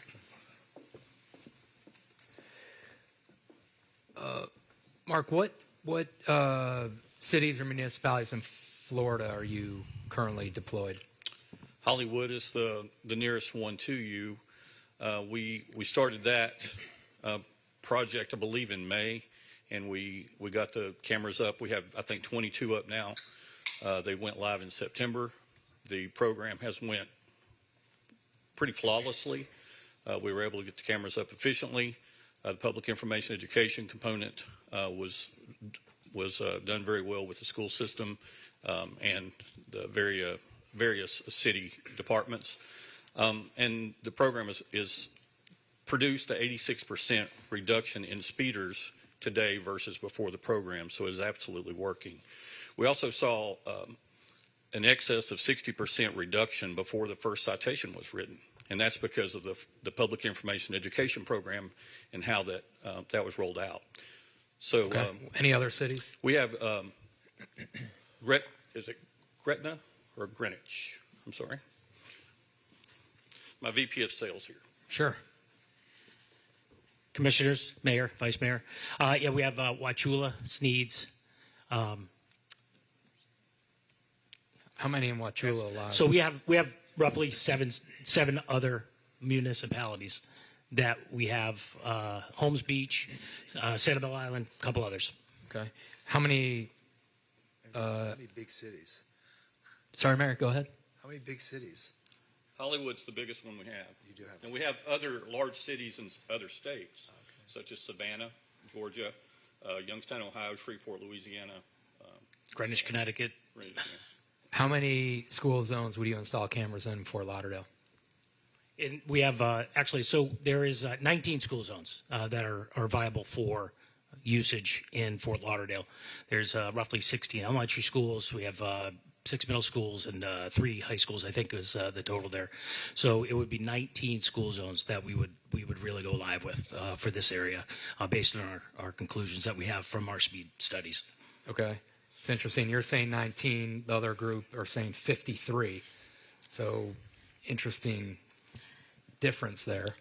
Commissioner, maybe it's how many schools versus each school might have 2 or 3 different school zones, different approaches. Okay. Where So I asked school zones to both. They're saying school zones 19. So I'm sorry. The way we do it is by school, because you could have 4 streets around a school, and all 4 may be viable or appropriate to put ASE on, or there may be only 1 or only 2. So you could say X number of zones, but so Hollywood's a great example, right? They have 92 school zones, but really only 38 are going to be able to be used, of which we already have 22 up. And is this public and private? Yeah, no, these are only public. We intend to talk about private as we move forward with all of our agencies, but right now that is just for the public schools as required by the RFP. And if I could add to that, Commissioner, we rely very much on data. We would generally do a 5-day speed study in every school zone as the beginning component of any program. Then we use that data in conjunction with discussions with the city to determine which of those would be viable. Okay. In every case, though, we never want to put you or the chief of police or any elected official in the position of telling a constituent that, no, we're not going to put cameras here because your kids aren't as important as these over here, right? Sure. So what we do in those cases, if the data shows that there is no speeding problem, we would still offer radar feedback signs to put in those locations to show the community the speed as they come into the school zone and to let the community know that you still care. Okay. Susan, why is the RFP only for public schools and not private as well? So I don't know if we would have to get permission from the Generally, yes, ma'am. from the private school. So it's something I think we could probably expand to, and I'd have to look at what the law applied to. But I thought we talked about this when we were first discussing this whole program. I'm pretty sure we brought up putting it in front of private schools because I wanted this in front of Cardinal Gibbons in my district. So I know this was something that we discussed. I'm fairly confident about that, and I believe the right-of-way is ours. So I'm not sure that I need permission to be able to put the cameras along our swale in front of their school. But, you know, we can confirm that. But I'm reasonably confident we talked about this up front. So I'd like some clarification on that. Not tonight, but can we follow up on that? Thank you. Yeah, I agree. This has to be for public and private schools. I'm not tracking why it's not for both. And it's easy enough to phase those in or do that prior to even starting a program. All we need to do is get the permission from your city to do it, and we do it all over the place. Shreveport is like half and half between public and private. And what's the number of days to implement if you're saying 19 schools? We generally can get cameras up very quickly once permits are achieved. So if the permits are achieved, we can get cameras up within a week to 14 days. That's just simply doing construction on the side of the road. Okay. So thanks. That's good. Can I just clarify that for a second? Sure. For Hollywood specifically, and what we presented to the RFP committee was 16 weeks. From Hollywood, from the date it was signed to the first school zone implemented. There's no other company that's done it in that time frame, more triple or quadruple. Okay. Thanks. Susan, I'd like just to hear from Milos or Ben about just permitting. I just want to get a sense of the permitting for this. Milos, I know you were doing something else. My question is, and I don't know who else would handle this, maybe Ben Rogers, but just give me a sense of the permitting process that this would take. What timeline are we looking at for cameras? And can I tie in on that? Can the city be the ones that are applying for the permits, and can we start doing that sooner? Do we have to wait till we have a vendor selected? And I apologize, Commissioner Sorensen, but I want to chime in on this because one of the things that I was very concerned about in conversations with the attorney's office is that we couldn't finalize the ordinance related to the school safety zones until we had selected a vendor and they've gone out and done the studies, and that data has to drive the actual ordinance. So we don't have an ordinance yet to implement this. If I'm correct, is that right, Dwayne? Julie's drafting it. That's correct. It's in the process of being drafted by our police legal advisor. Right. So I've been back and forth with the attorney's office on this, and we don't share the same perspective on the data collection and the contracting, but I defer to them because they are the attorneys. But my concern with the whole program is by putting this out for bid again, I just want to make sure that we can do that very quickly. I don't want to see this delayed. I'm afraid we're going to miss a school year, and I'm hopeful that if that's the direction that the commission goes in, that we can turn this around extremely fast because, again, we've got this process now of having to put it out to bid. We're going to have to collect the responses. We're going to have a selection committee. It's got to come back to the commission, and only then can they begin to do the data collection, and only then can we get the ordinance. And we're talking 6 to 9 months. We missed the school year. So I want some assurances that if that's the path that you all choose to go down, that we're not a year out. This is too important, and I just want to make sure that I have some certainty that we can accelerate every portion, that we're moving in parallel paths to do permitting, to do data studies, to do whatever we need to do to get the ordinance drafted so that we can implement this program. I care about the kids more than anything else.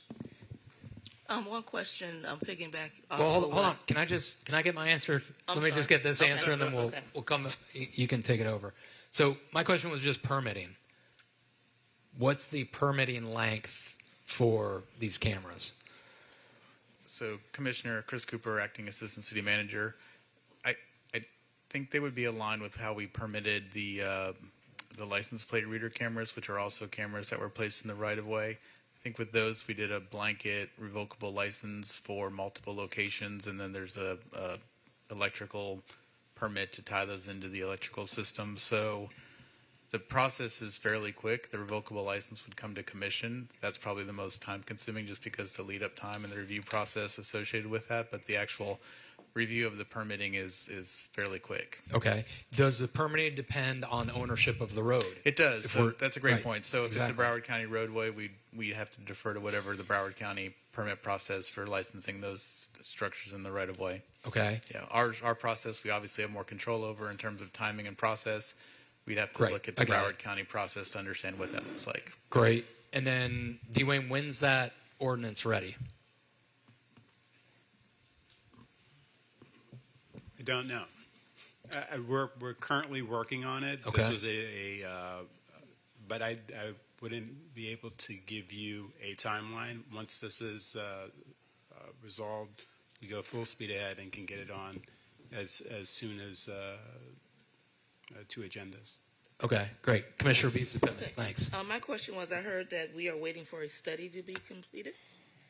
Did I hear that? A study that's necessary to feed this ordinance? Yes. Is that completed? Does anyone has this study? Are we going to be waiting another 3 months for a study to move forward with the ordinance? What's the study That's for? embedded as part of the contract. So whoever the contract is awarded to, that would be work that they would do as part of this. Understood. How long does the study take? Because right now we're still going to be in a wait mode if we're talking about a study that needs to be completed. Yes or no? And Glenn's going to have. So, Commissioner, Red Speed has already concluded their study. Let me just confirm that, because I thought we had to select the vendor first, go into contract, and then do the study. I thought in all of our conversations, Dwayne, with you and Eric and myself, we had to have a vendor under contract to be compliant with state law in order to do the studies to enact the enabling legislation. I just want to make sure that we're on the same page. Not that anybody can just go out and do a study. It had to be the vendor that's selected after we gone through the selection process. So, Well, does someone from Redstone want to respond to that? I want the city attorney's office to respond to that, Mayor, if you don't mind. No, that is what we advise the commissioners. Okay. I'm not aware of Speed, where we excuse are me. in the process in terms of the this procurement process and the study and how that timing is being scheduled. So maybe we can hear from Red All right, Speed. come on, and- let's- I'm going to defer to Red Speed, but I think in anticipation of being awarded this contract, they went ahead under Well, their let's own. ask them. Let's Go ask them, Glenn. Did you do this study that the commissioner refers to? Is this Thank you, Mayor. completed by Yes, you? Greg Parks with Red Speed. Yes, we completed the study based on direction of the police department at the locations. Okay, great. All right, So it's that- ready. To answer your question, No, what was the date? What was the date of the study? Because we're being told that it had to be in a certain order. What was the date of your study being completed? Well, it doesn't necessarily have to be in a certain order, just as somebody who's done this a lot. But we completed it last week. Okay, we believe you. We believe you. Okay, Yes, we yes, need sir. to move forward on this. All right, no one else has signed up to speak. Any further comments or questions?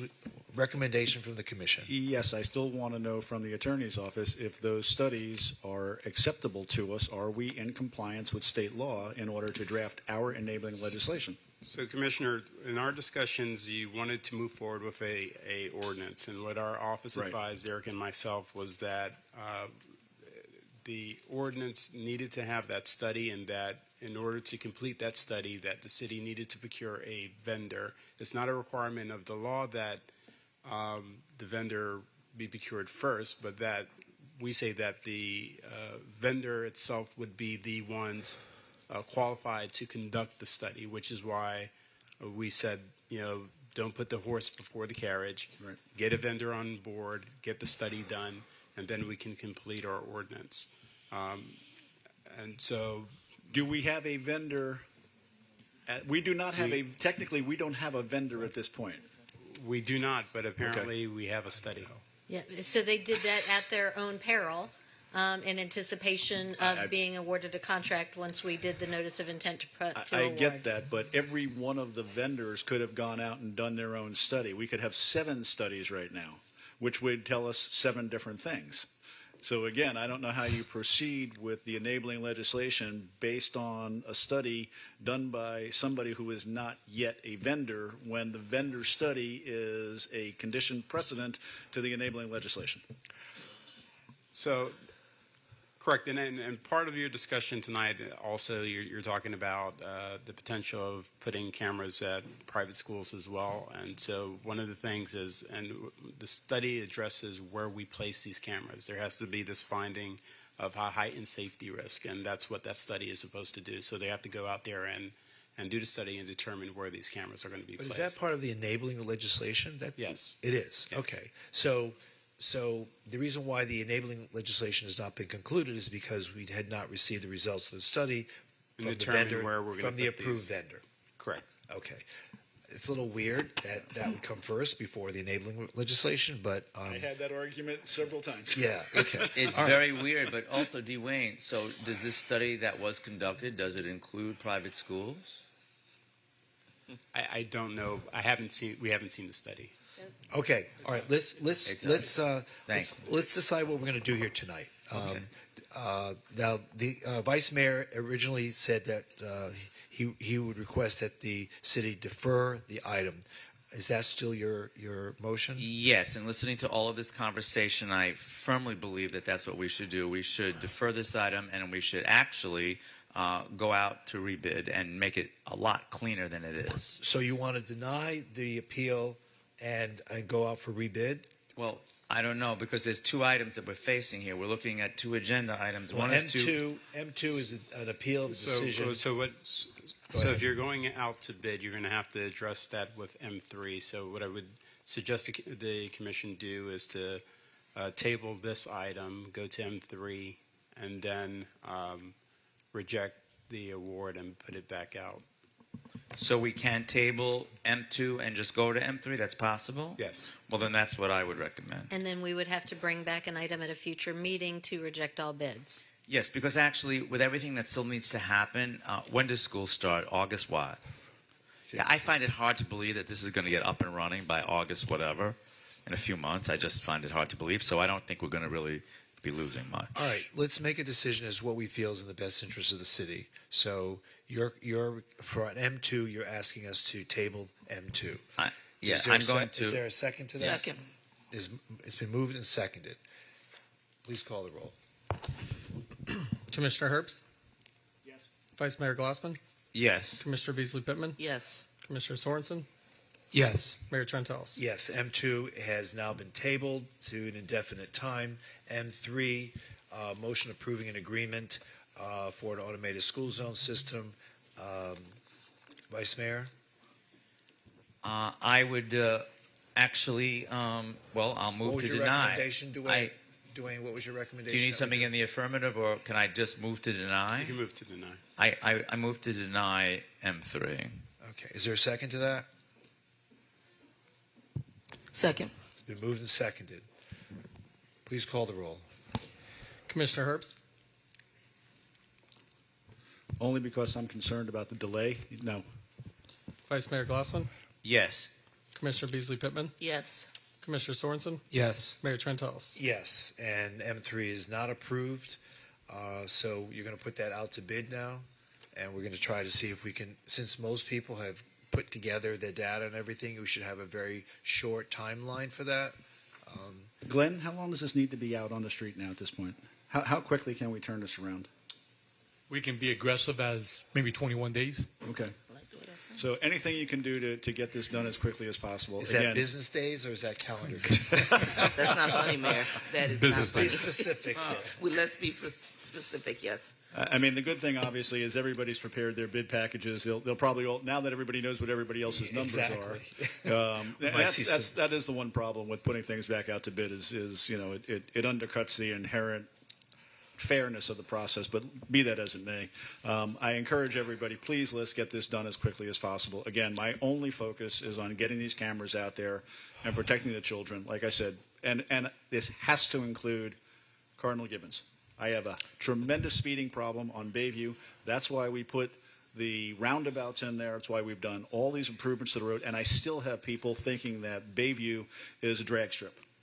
And my children in my district are at risk. So let's get this done quickly, please. Commissioner, for a point of clarification, so for the edification of the City Commission, there was 5 public high schools listed in the RFP. There was 3 public middle schools listed in the RFP, 17 public elementary schools listed, and there were 4 private schools listed in the RFP. I thought so. Okay. I just good. confirmed. Okay. I know I'm getting old and my memory is fading, but I didn't think it was that bad. All And right. Cardinal Gibbons is one of them. Okay, well, we have Those roundabouts that everyone thought were non-navigable, they still don't slow people down? No, apparently not. They're driving over them. Yes. Oh, God. Okay, so, Glenn, we have a host of other private schools. Yes. So is that an inclusive list of all the public schools? This is what was given to us by the police department. What was included as part of the private schools, Commissioner Pinecrest School, Cardinal Gibbons High School, St. Thomas Aquinas High School, High School, and Westminster Academy. Okay, so that's a great start, but we've got to be comprehensive. If we're including all our public schools, does it include all our public schools? It does. Okay. Yeah. So then we've got to equally include, and I don't know what the bar is in terms of number of students, but we've got to include more than those listed private schools. Good evening, Ben Rogers, acting assistant manager, acting assistant city manager. It's a mouthful. Not city manager. What are you, Ben? Yeah. So, Commissioner, understand the concern. We need to do some research on it. I think a lot of the private schools don't have established speed zone areas through the county. Okay. So, I think the one in Rio Vista, I think they've contemplated it before, but there aren't designated speed areas for those schools. So, we'll review the list with Glenn. Yeah. We'll also counter review with Broward County Traffic Engineering to figure out where speed zones are already set up, and we'll make sure that the ones that already have existing speed zones are included in the solicitation. Great, thank you. That's Because helpful. some of those roads are county and state roads, so that might slow things up a bit. But anyway, okay, let's move on. All right, thank you so much. Thank you, Glenn. Thank you for the hard work you do. Appreciate it. Thank you.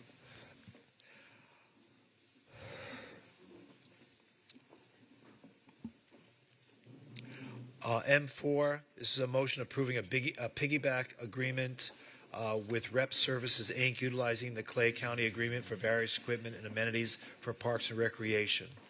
No one has signed up to speak. Shh. No one has signed up to speak. Would someone like to move the item? Moved. Second. It's been moved and seconded. Please call the roll. Commissioner Herbst? Vice Mayor Glassman? Yes. Commissioner Beasley Pittman? Yes. Commissioner Sorensen? Yes. Mayor Trentalis? Yes, and that item is now approved. Moving on to R1, appointment of board and committee members. Mr. Clerk, would you please read the names into the record? Yes. For the April 15th resolution, Insurance Advisory Board, David Cooley, nominated by Commissioner Herbst. For tonight's resolution, Board of Adjustment, Howard Elfman, nominated by Vice Mayor Glassman. Samir Yashnik, nominated by Commissioner Sorensen. Amy Mergler, nominated by Commissioner Sorensen. Cemetery Systems Board of Trustees, Franklin Adderley, nominated by Commissioner Beasley Pittman. Central City Redevelopment Advisory Board, Olga Zamora, nominated by Vice Mayor Glassman. City Attorney Search Committee, Danella Williams, nominated by Commissioner Sorensen. Housing Authority of the City of Fort Lauderdale Board of Commissioners, Nicholas Tranakis, nominated by Mayor Trentalis. Marine Advisory Board, Jeffrey Coburn, nominated by Vice Mayor Glassman. Northwest Progressive Flagler Heights Redevelopment Board, Christopher Murphy, nominated by Commissioner Sorensen. And we received a few additional names after publication. For the Broward County Tourist Development Council, that's Mayor Dean J. Trentalis. Parks, Recreation, and Beaches Board, Don Mizell, nominated by Commissioner Beasley Pittman. And Planning and Zoning Board, Barbara Stern, nominated by Commissioner Herbst. And that rounds it out. Okay, someone like to introduce a resolution? May I have a question, a point of information on the last item, Barbara Stern for Planning and Zoning. So help me understand this, whether it's the city attorney or the clerk. I was always under the assumption that if you were a filed candidate for office for the commission, you are not able to serve on the Planning and Zoning Board. Can you help me with that?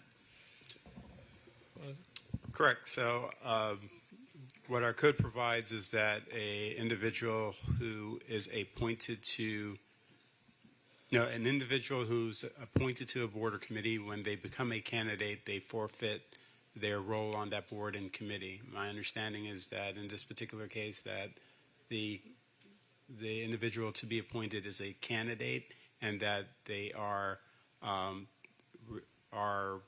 removing themselves as a candidate. They submitted a letter of withdrawal. Withdrawing their candidacy in order to be appointed to the board. So the applicant is no longer a candidate for the office of mayor for the city of Fort Lauderdale. So I believe it's a conditional withdrawal based on whether or not, if they are appointed, their withdrawal would be effective immediately upon the time that their term of appointment begins. I'm finding this a little bit convoluted. It's a little bit interesting. I don't think we've ever faced that.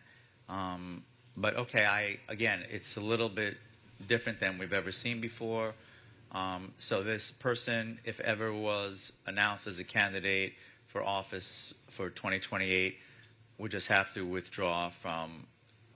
resign from the planning and zoning. It's an automatic forfeiture of the position on the planet, on any advisory board once you become a candidate. Okay, but as of now, we have a withdrawal as a candidate for office in 2028. That is correct. Okay, I'm familiar with things that have been written by the applicant to this. Can we actually, if I'd like to just pull this name for discussion and go ahead with everything else, because I'm having just some questions.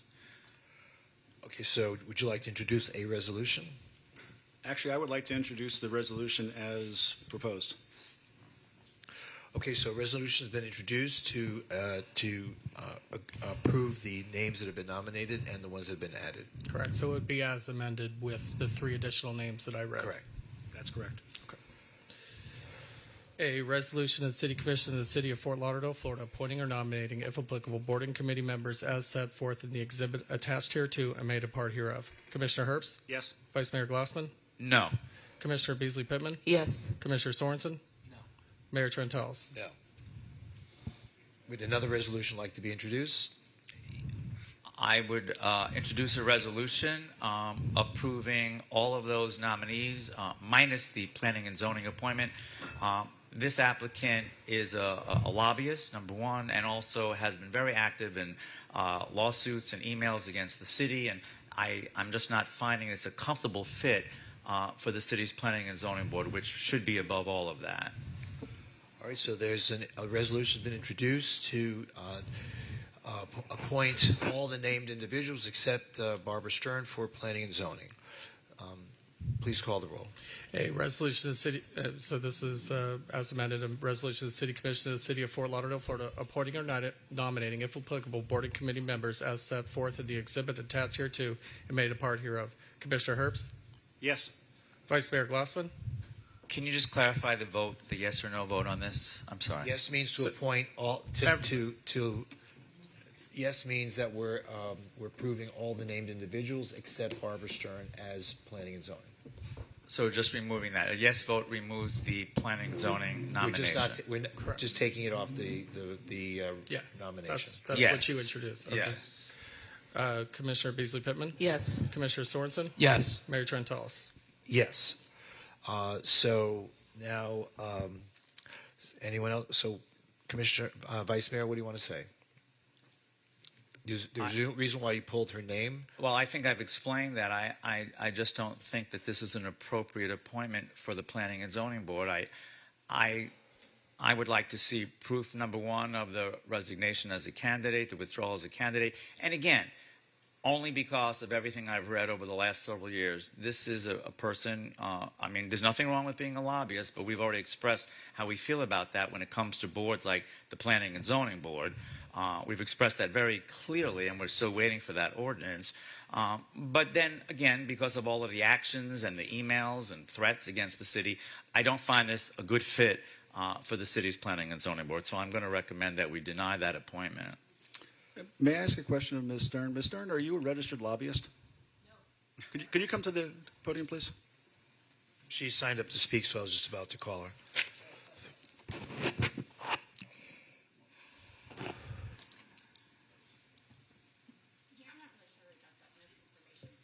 Can you push the button at the bottom, please? Not sure where you got that misinformation from, but I am not a lobbyist, nor have I ever been. I am an attorney. I practice employment law. When Mr. Herbst was wrongfully terminated from the city, I did represent him. But that is my job, no different than all the other people who serve on boards. They all have jobs. So I did also run for mayor, came in second. 62% of the city voted against the current establishment. So if I'm going to be attacked, then let's talk about what the issues are. And I'm no different than anybody else in this city, Mr. Glassman. But I am not a lobbyist. You do have lobbyists serving on boards. You have Chris Smith, who's a lobbyist who serves on boards. There are some others. Russ Clement is a lobbyist who serves on boards. So we keep this discussion going about lobbyists serving on boards, but it only seems to apply to certain people and not everybody. So that is just my response to your question, Commissioner Herbst. No, I am not a lobbyist, never have been, and that's all. So I have concerns when, as the vice mayor has just indicated, he wants to withhold her appointment, my appointment, by the way, as a district commissioner, because he doesn't like things that Ms. Stern has said. That strikes me as a First Amendment violation. Mr. Spence, would you care to comment on that? If we're withholding an appointment simply because of somebody's comments that they've directed at the government, please let me know if that's. Excuse me, Commissioner Herbst, before Mr. Spence, before you respond, let's not forget that I was publicly accused wrongfully by this commission, which prompted some of my emails, of having planted listening devices, something that I did not do. And those words came directly from the mayor's mouth. So I, yes, addressed those issues. And I had every right to address those issues after being wrongfully accused of something from the dais. So I'm sorry that you didn't like my emails, but if I'm not mistaken, Commissioner Glassman, you also accused me wrongfully of having done that. So should I have been able to defend myself? Yes, I think I should have, just as anybody who's been wronged should be able to. And to that, and that would also be protected speech, but I'll now defer to Mr. Spence. Well, I mean, in terms of members being appointed, they serve at the discretion of the city commission, and so it's at the discretion of the commission to determine who serves on the board and the reasons for that. Could free speech be the reason, though? So, in other words, if I don't want somebody on the board, I can certainly say that. But once you have enumerated your reason for not wanting somebody on a board as directly related to their protected speech against the government, which is as protected as it gets, I find that very, very troubling, deeply troubling, and I don't think that is a valid reason for excluding somebody from public service. Okay. You've given your opinion? Yes. Okay. In terms of, I would be more concerned if the commission was attempting to adopt an ordinance that affected the appointment of individuals based on their speech, but I don't think that's the particular case. But is this not discrimination? Well, I can't comment in terms of whether or not it's discrimination based on one board member's comments with regards to that. It is, as you say, if it's with regards to political speech or whatever speech, that may be a bit of a troubling basis for the decision, but it's not something that I would deem as actionable against the city. I would probably go a little further than not just a bit troubling, it's deeply troubling, but thank you. Mr. Spence, anyone that's brought forth as an appointment to a board or committee, is it the commissioner or mayor's appointment, or is it the entire city commission's appointment? The entire city commission adopts the resolution appointing members to the Yes, so it's a little bit like, and I know this is a whole different level, but when President of the United States bring forth appointments to a cabinet, the Senate has a role of advise and consent, correct? And they get to vet the people, and they get to look at an entire history of a person, and then they get to decide and vote on whether that person is going to be approved as a cabinet member, correct? Our current system provides for nomination by individual commissioners to a board or committee, and the entire commission voting on that appointment. Almost as an advise and consent, and then that is our decision as a commission. And I'll make one. I'm sorry. That is correct. Yes, okay, and I just want to also, for the record, just take exception to some of the things that Ms. Stearns said in terms of her interpretation of people being wrongfully dismissed or planting listening devices at commission meetings. I take exception and I disagree with her interpretation of how she recounted those events. Thank you. Well, it's a matter of public record. I mean, there were newspaper articles written about it where I was accused of having done that, so nothing to misinterpret. I mean, it's a fact. It happened. That you planted listening devices? No, that you guys accused me of planting listening devices. But you did not? No, I did not. Okay. And you're no longer a candidate for office in 2028? My resignation was conditional. So should I be appointed, my resignation was effective immediately, which seemingly was accepted. So, with no intention of running in 2028 if you were appointed to the Planning and Zoning Board? I don't have to have no intention of running, but I would have withdrawn my candidacy, correct? Okay. I think you've explained Okay, enough. would someone like hold on. I have a question for Dwayne. Dwayne, did the city commission pass like expectations for board members? Was there? You've adopted a code of conduct. We did. Okay, remind me what that was. Well, there's a whole list of things. Yeah, I think that I'm forgetting if I was on the commission when that happened or not. But no, I don't think I was on the commission. What is that? What's it say? Well, there's a laundry list. Yeah. Well, there's a list of items that is provided for, and it's codified in 2-220 that provides a code of conduct for city boards and committees. There are a number of statements that board or committee members affirm that they would adhere to and refrain from. It's a long give me list a sense of it, please, if you don't mind. Give you a what now? A sense of what that was. What are those expectations? Because Okay. if we're evaluating people for boards, I'm assuming we want to evaluate people based on this. All right, so they say in their capacity as an appointed board member, they will refrain from inappropriate language, including statements that are malicious, threatening, slanderous, disparaging, mean-spirited, vulgar, or abusive. All disagreements, concerns, or criticisms shall be framed in language that is in keeping with dignity and professionalism as an appointed board member and the honor of the respective city board or committee. They will refrain from the use of profanity, intimidation, making disparaging remarks, or using ad hominem attacks against other appointed members, city commissioners, the city manager, the city attorney, city staff, citizens, in any setting, including but not limited to public meetings on social media. They would demonstrate dignity, respect, and courtesy towards those who they are in contact with in their capacity as an appointed member, and will refrain from abusive, confrontational, disrespectful, intimidating, or ridiculing of fellow members, city commissioners, city management, city attorneys, city staff, citizens. They understand that. Okay, that's great. That's great, Dwayne. Thanks. So there is a speech component to expectation. So, okay.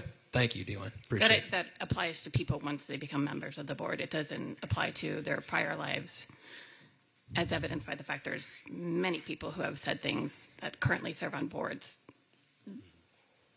when that code of conduct was not in place. When was the code of conduct put in place, Dwayne? When did this go live?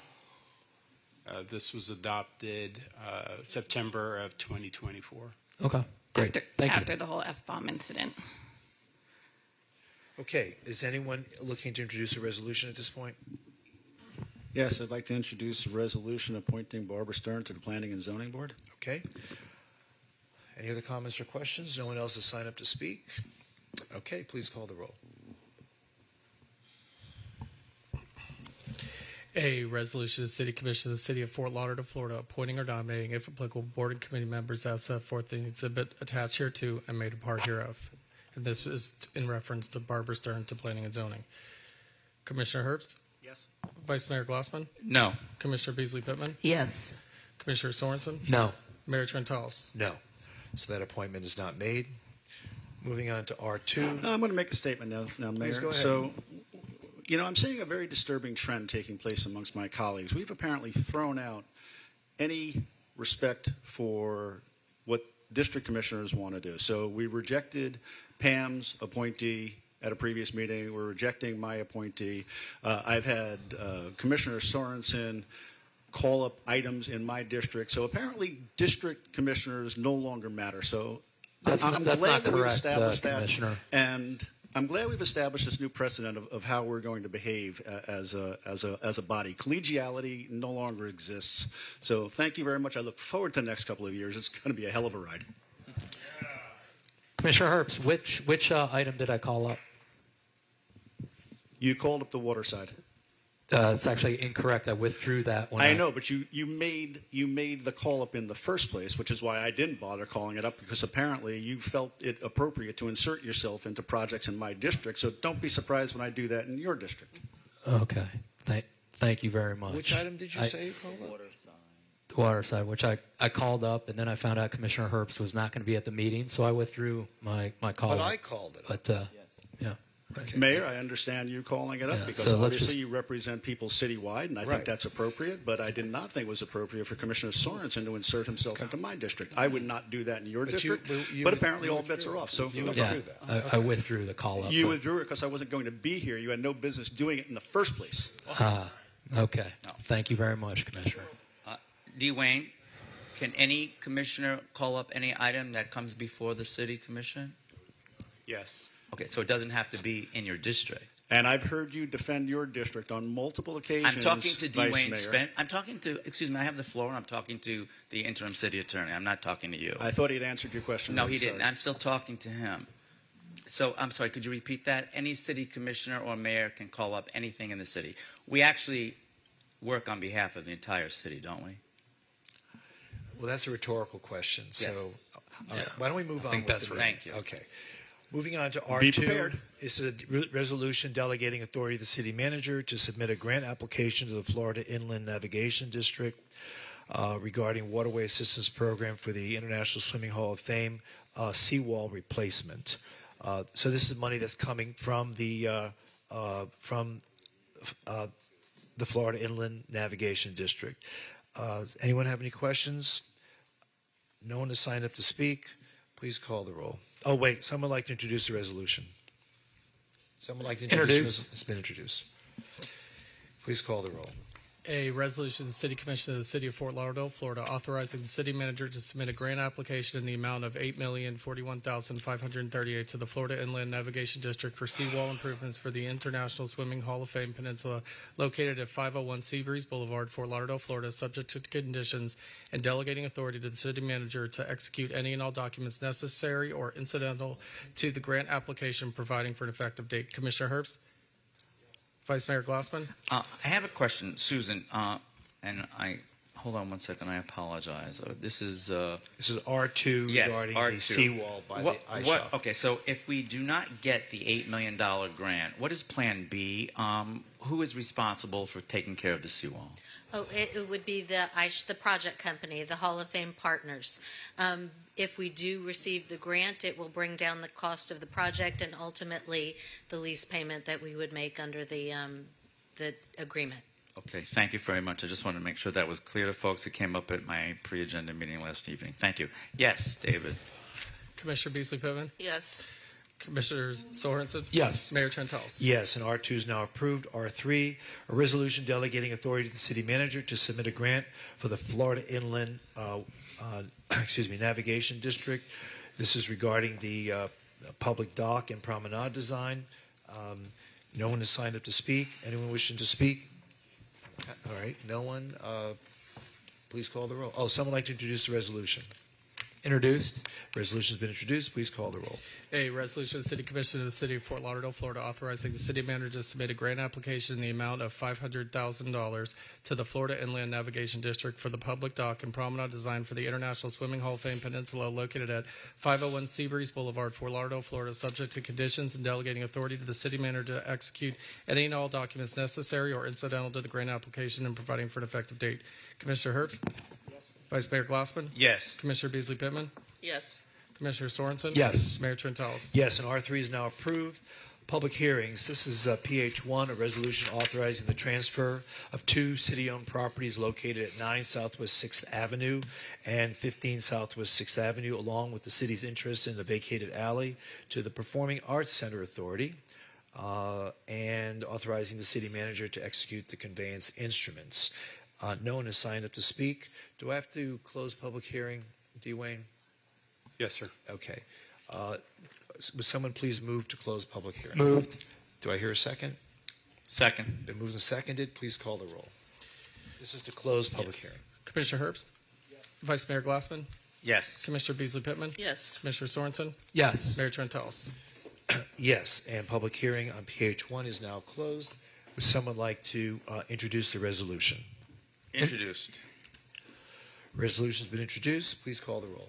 A resolution, City Commission of the City of Fort Lauderdale, Florida, authorizing conveyance of 2 city-owned properties located at 9 Southwest 6th Avenue and 15 Southwest 6th Avenue along the city's interest in a vacated alley to the Performing Arts Center Authority pursuant to Section 8.02 of the City Charter, subject to terms and conditions, authorizing the proper city officials to execute the conveyance instruments and providing for an effective date.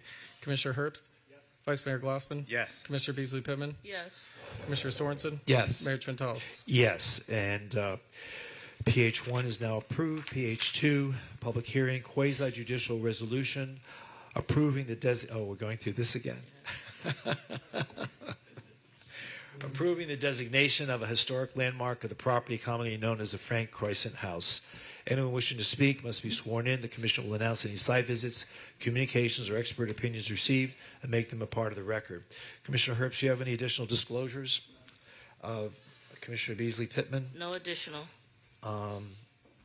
I do not either. Vice Mayor? Conversation with Michaela Conca from the Broward Trust for Historic Preservation. And Commissioner Sorensen? Let's see, Michaela, an applicant. So let me ask a question here. Has anything changed since the last time this was brought up? Because the original issue and one of the reasons why we deferred this was because there was some concern. This is a singular building within a condominium complex, and apparently there was not a majority consent by the condominium board to the designation of this house as being historic. Has any of that changed since the last meeting? And several people have signed this. Ira, do you want to respond to that? Ira Marcus. Mayor, yeah. I think the applicant had requested to speak first on the. Oh, Michaela, okay, all right. Ira, sorry, the applicant.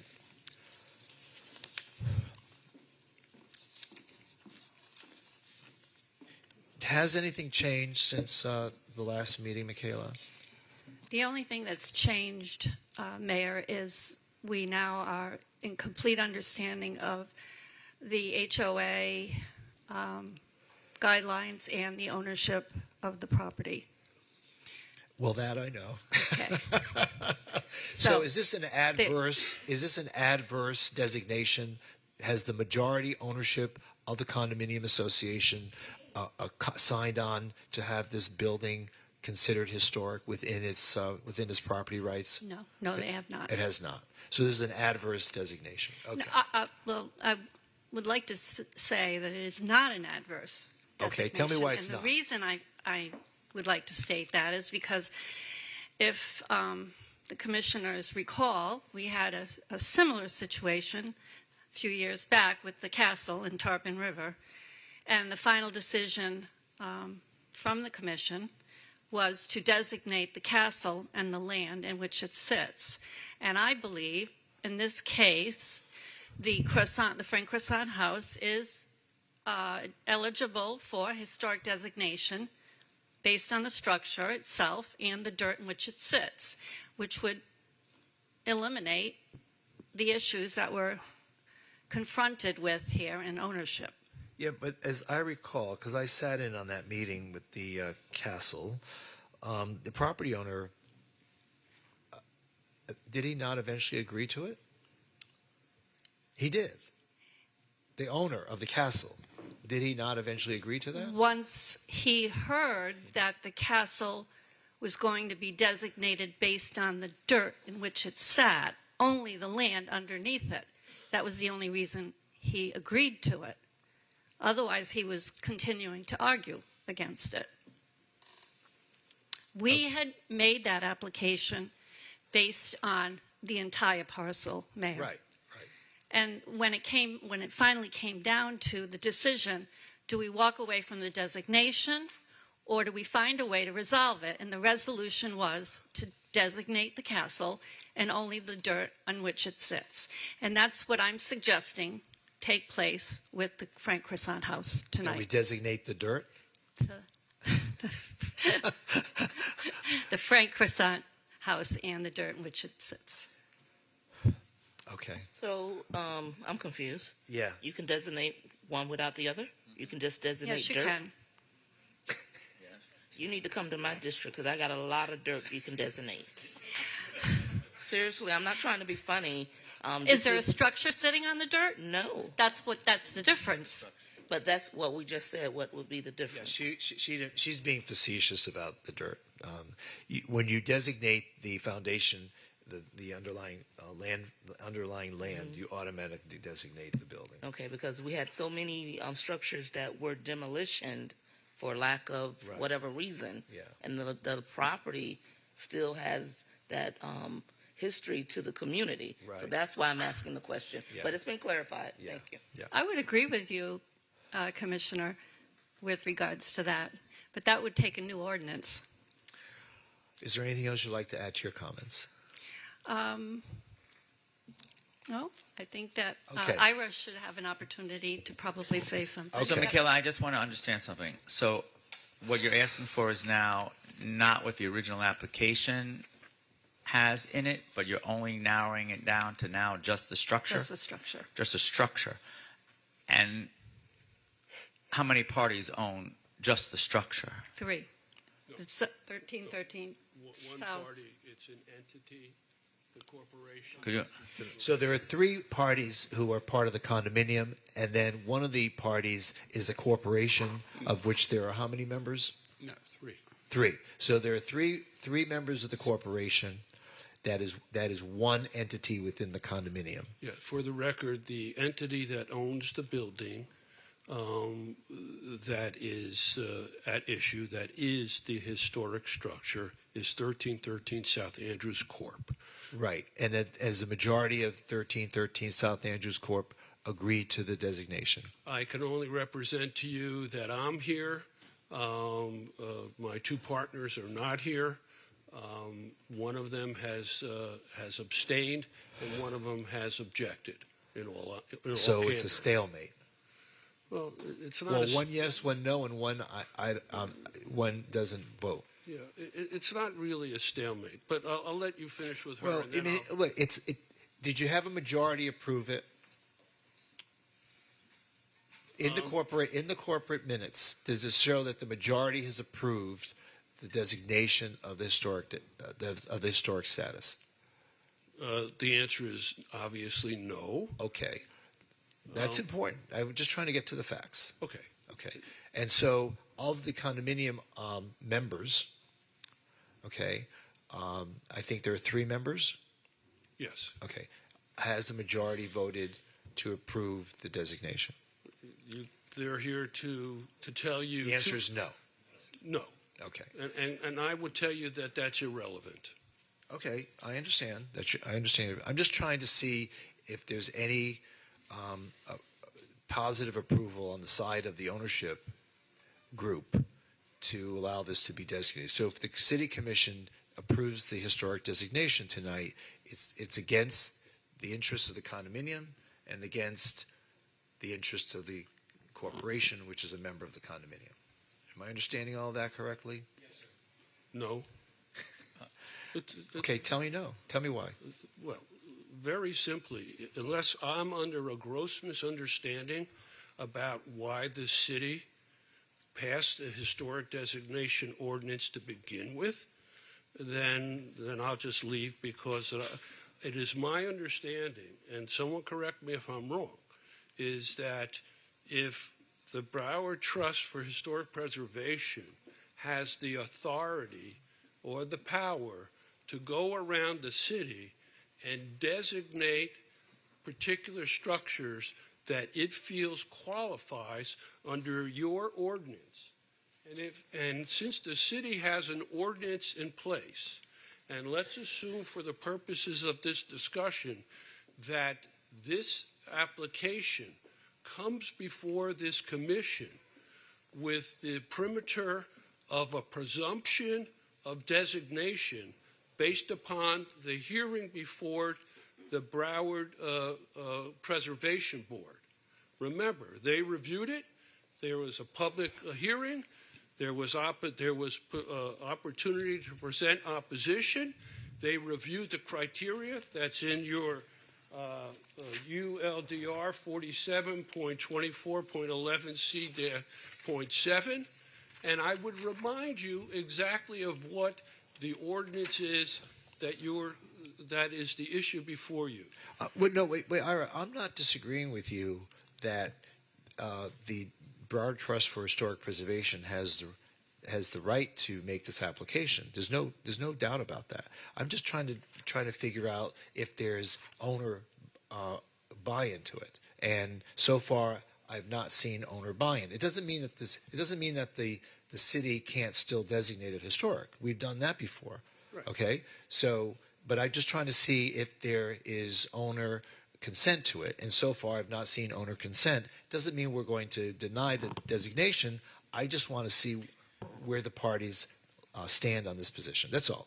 It's real simple. So there's no dispute about that, and I don't speak for the other members of the association, but I will tell you they're here. They're going to object to it. Okay. I would tell you in good conscience, one of my partners, he objects to it only because he wants more money for the building. One of my partners abstained. So I'm not sure you could take the abstention as one side or the other. But in any event, let's get past that. Okay. Is there anything else you'd like to add to your comments? Yes, I would. Okay, please go ahead. Okay. Assuming that the Broward Trust had the authority to go around and designate, I would think that it is, without question, anyone that knows this building, it's historic.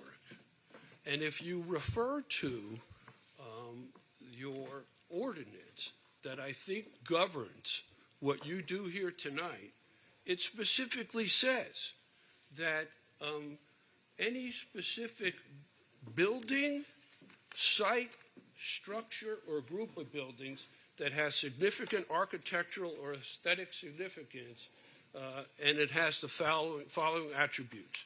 And all the attributes under the ordinance have been already pre-qualified by the Historic Preservation Board. So we meet all the criteria.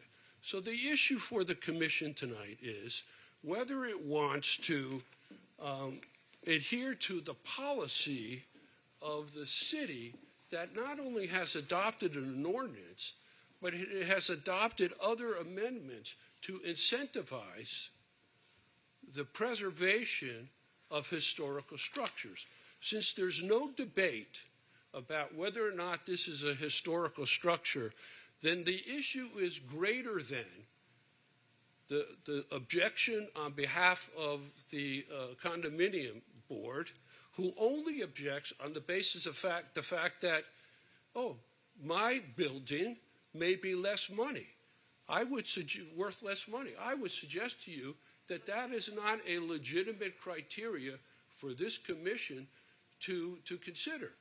The criteria that this commission should consider is what value does this building have to the heritage and the history and the community and the education of our children and grandchildren to this city to take into consideration the individual monetary concerns of certain individuals. While I recognize everybody makes investments and is entitled to a return on their investments, as I am, this is bigger than that. So either the city has a policy for recognizing historic structures and preserving them, or they don't. And then if you have that policy, which is why you passed the TDR amendments to incentivize designation of historic structures, and their parking reductions and tax reductions, there's no sense to pass any of those resolutions unless you're going to override the objections that are here. No one has come here, and no one will be able to come here to say that the building does not qualify to be designated. They'll give you personal. I don't think that's the issue, Ira. No one disagrees with you there. Okay. And the other thing that I would just like to add, and I don't want to belabor the point, is that, again, if you look at the handful of buildings that are preserved in this building, the Casablanca restaurant, the Stranahan House, the Coca-Cola building, Reed Tolber's firehouse. If we let this building go, it will be a travesty for the future of this city. So you do what you want. I just think it would be a shame to lose this structure. Okay. All right. Thank you. I have a question. Go ahead. Ira, you gave reference to an educational component. What is in place that's going to be educational to this generation and generations ahead? Oh, that's a great point. That's part. If you look up or research, as I have, the reasons why city and counties preserve historic properties, one of the reasons is to educate the community and our children about the history of the city in which they live in the community. For example, the Crossan House was built by a renowned developer in Fort Lauderdale in the 20s. It was designed by a renowned architect, Francis Abrea. And it's important that communities have a sense of history, a heritage of where we came from. What were we like back in the 20s? That's the educational component. So this building is going to be open to the public to come and view and come inside, be able to tangibly put their hands on it and work with it? Anytime they want to come into my building, they're welcome to come in. I invite the public. It's a showpiece, and I've restored it. It's absolutely beautiful. It's an exquisite example of Mediterranean revival architecture. And yes, the public is welcome to come into my building at any time. Thank you. Mayor. Yep. By the way, do we have a slide to show the house? No. Okay. Well, we have it in the application that was submitted to the Historic Preservation Board, a photo of the existing structure. Anyone that looks at this house knows what this house means to the city of Fort Lauderdale. So I want to continue your discussion about what's in front of us this evening. And while I understand the sentiment and the feelings of folks that have an issue with a designation that is not agreed to by all ownership parties, I will say to us then we need to change our ordinance.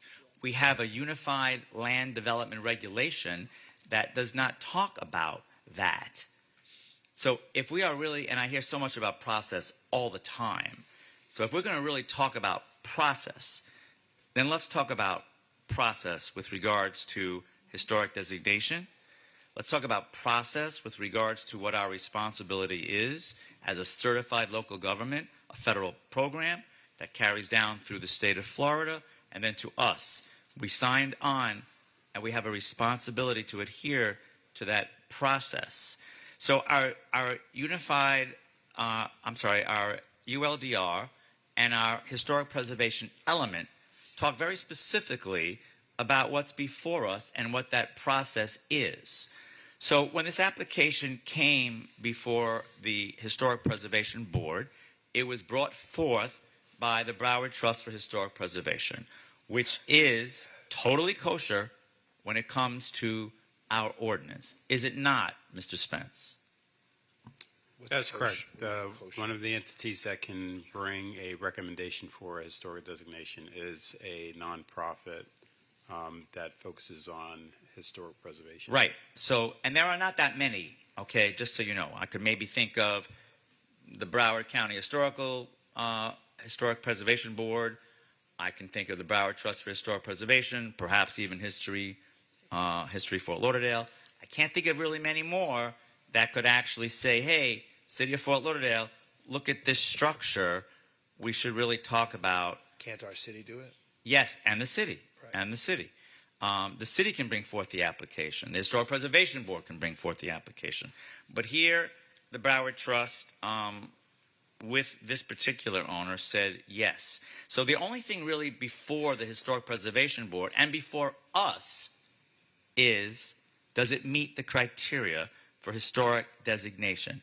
Everything else is not relevant, as was said earlier, to this process.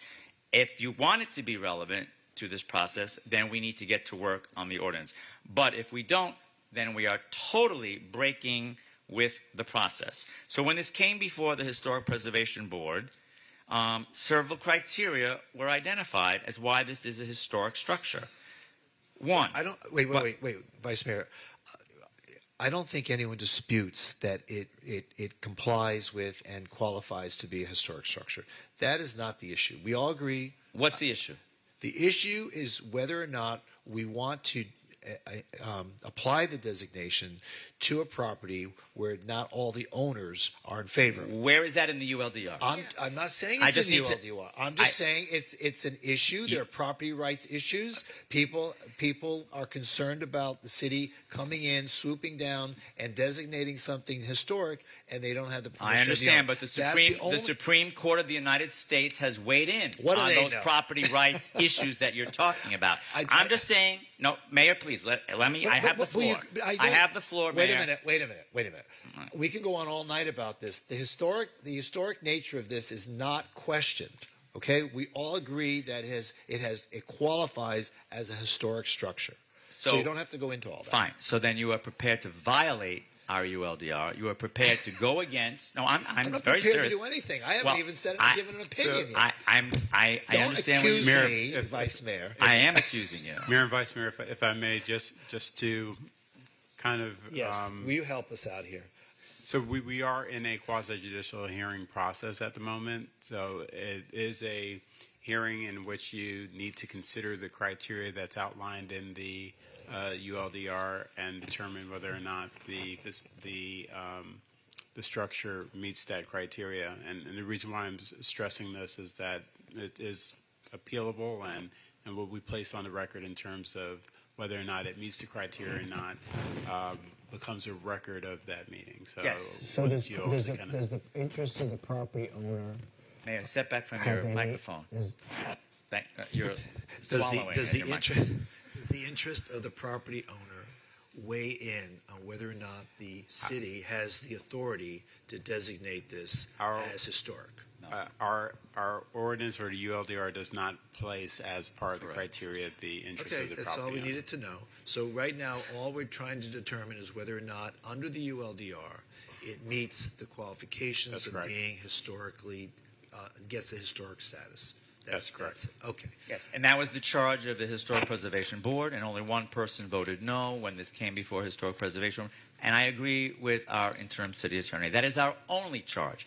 Anything else puts us in a very tenuous legal situation. Tenuous? Yes, because we are not following the ULDR. We are looking at things that have no consideration in our ULDR. And again, if you're not comfortable with that, then we need to change the ordinance. But right now, it is very clear what our charge is as a city commission, the same charge that came before the Historic Preservation Board. Okay. That's all. Thank you. Thank you, Vice Mayor. And I just would like one last comment. Yes. I concur with Vice Mayor Glassman completely. And in fact, at the HPB meeting, many of which Vice Mayor Glassman stated, I stated as well, is that the focus for the HPB is to stay focused on whether or not the House fit the criteria and to stay focused on the city's ULDR and ordinances about as in terms of why they are on that board. Okay, And, okay. and Commissioner, you're all in the same position. Okay, essentially. all right. So- Let's move and, on because three other people have signed up to speak. You've done. You're done. Chris Brennan, followed by Donald Benson, followed by Alberto Casaveto. Is Chris? Where's Chris? Chris.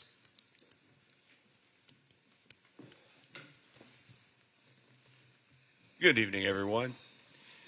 Christopher Brennan. I'm a member of the Broward Trust for Historic Preservation, and I'm the treasurer for the organization. And I'm here to speak on behalf of saving that house. I want to keep it there. I want to designate it historic. And you guys have been great in the past, working with me to save not only the First Lutheran Church, but the castle, which Daniel Cole went down kicking and screaming. I'm his neighbor. So I faced the full wrath of that decision. And tonight I'd ask you to designate this, because one thing that seems consistent whenever I find opposition to the preservation of a historic site, one thing, greed. It boils down to greed. It's the only reason they don't want to designate something historic, because they can flip it for more money. And unfortunately, designating it historic, that would prevent them from doing that. And I just, I would implore you not to side with greed tonight and side with preservation. Okay. Thank you. Thank you. Donald, followed by Alberto.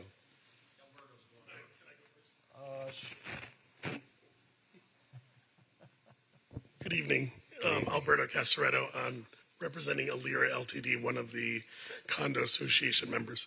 So I'm against the historic preservation. As you mentioned, the Crosstown Place Condo Association is against the designation. One of the comments here is that the Historic Preservation Society has voted on this for 4-1. As you guys know, we're here because there was some misrepresentation on the ownership of this building. Okay, and so Broward Trust, when they went, if you look at the minutes of the HPD, more than 70% of the minutes is talking about ownership. So let me just stop you right there. I think the issue of ownership, it's been decided that we're not allowed to really take that into consideration when whether or not determining this has historic designation I status. get that, and there was some discussion about process up here, and so if that's true, do you think that the ownership of this entity had any say on whether the historic preservation made a decision to agree? Because I think if they talked about it for 60% of the time, if you look at the minutes, okay, maybe that sways a vote. And so I think the Broward Trust misrepresented this property to the HPD. They basically showed up there saying that the owner was Mr. Marcus, and basically they were all in agreement to having this historic preservation. So Mr. Marcus was also asked, if the ownership was there, and he said yes. Okay, so again, another misrepresentation of this entity. So I think that those statements could have made a decision at the Historic Preservation Board that led to a 4-1 vote. Okay. And the other thing is, they said that they notified all the owners. Well, if they only thought Marcus was the owner, the only one they sent that to is Marcus. Okay? Okay. And the other part is, the land. The land is, underneath. We already straightened that out, right? You guys are talking about the land under the building, which is part of the condo association, right? The condo association is part of that. And Mr. Marcus is in the process of selling the building. If he loved the building for its historic value, not sure he would be selling it. That's number one. Number two is, if the land below it is designated historic, does that mean that the condo association is getting the tax benefits and potential transferable development rights? I don't know if we can comment on that, but we understand your point of view. Thank you. Mr. Benson. Thank you, Don Benson. I'm one of the owners of the portion of the condominium. I have Benson Holdings. There's 3 corporations that are involved in this that I think you're all aware of, and the 2 corporations have specifically voted against this going forward. The third owner, the people in the building itself, only one has voted to go forward with this. They've told you one abstained and one person says no. We One of the understand. other We people understand. said no. We understand that the ownership has not agreed to this designation. We understand that.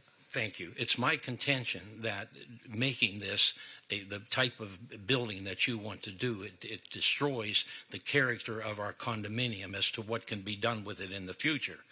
If this building can't be touched or can't anything be done to it later on, then it affects the sale of all the other portions of the condominium, and I have a problem with that as if that's going to affect us at this particular time.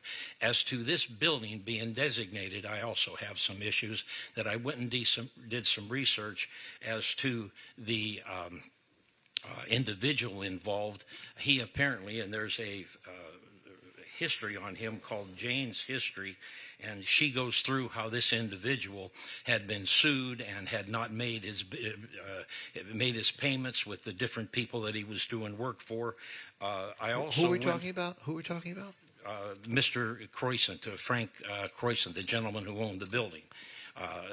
If it's being done as a result of him. Let's not cast aspersions on this guy. I mean, it's like he's been dead 100 years. So I mean, I apologize for that. It's not about the person; it's about the house. Okay. We need to change the name of the whole neighborhood Both. now. That's both. My God. It's with both. I don't agree with it's just the property. All right, let's move on. Mayor, we've been tearing down statues in this country and been changing names of building and doing all kinds of things because we don't like the people associated with them. So let's not say it's not about the people. The people and the place are tied together. I believe that's actually in the historic preservation rules. But it's not under the ULDR.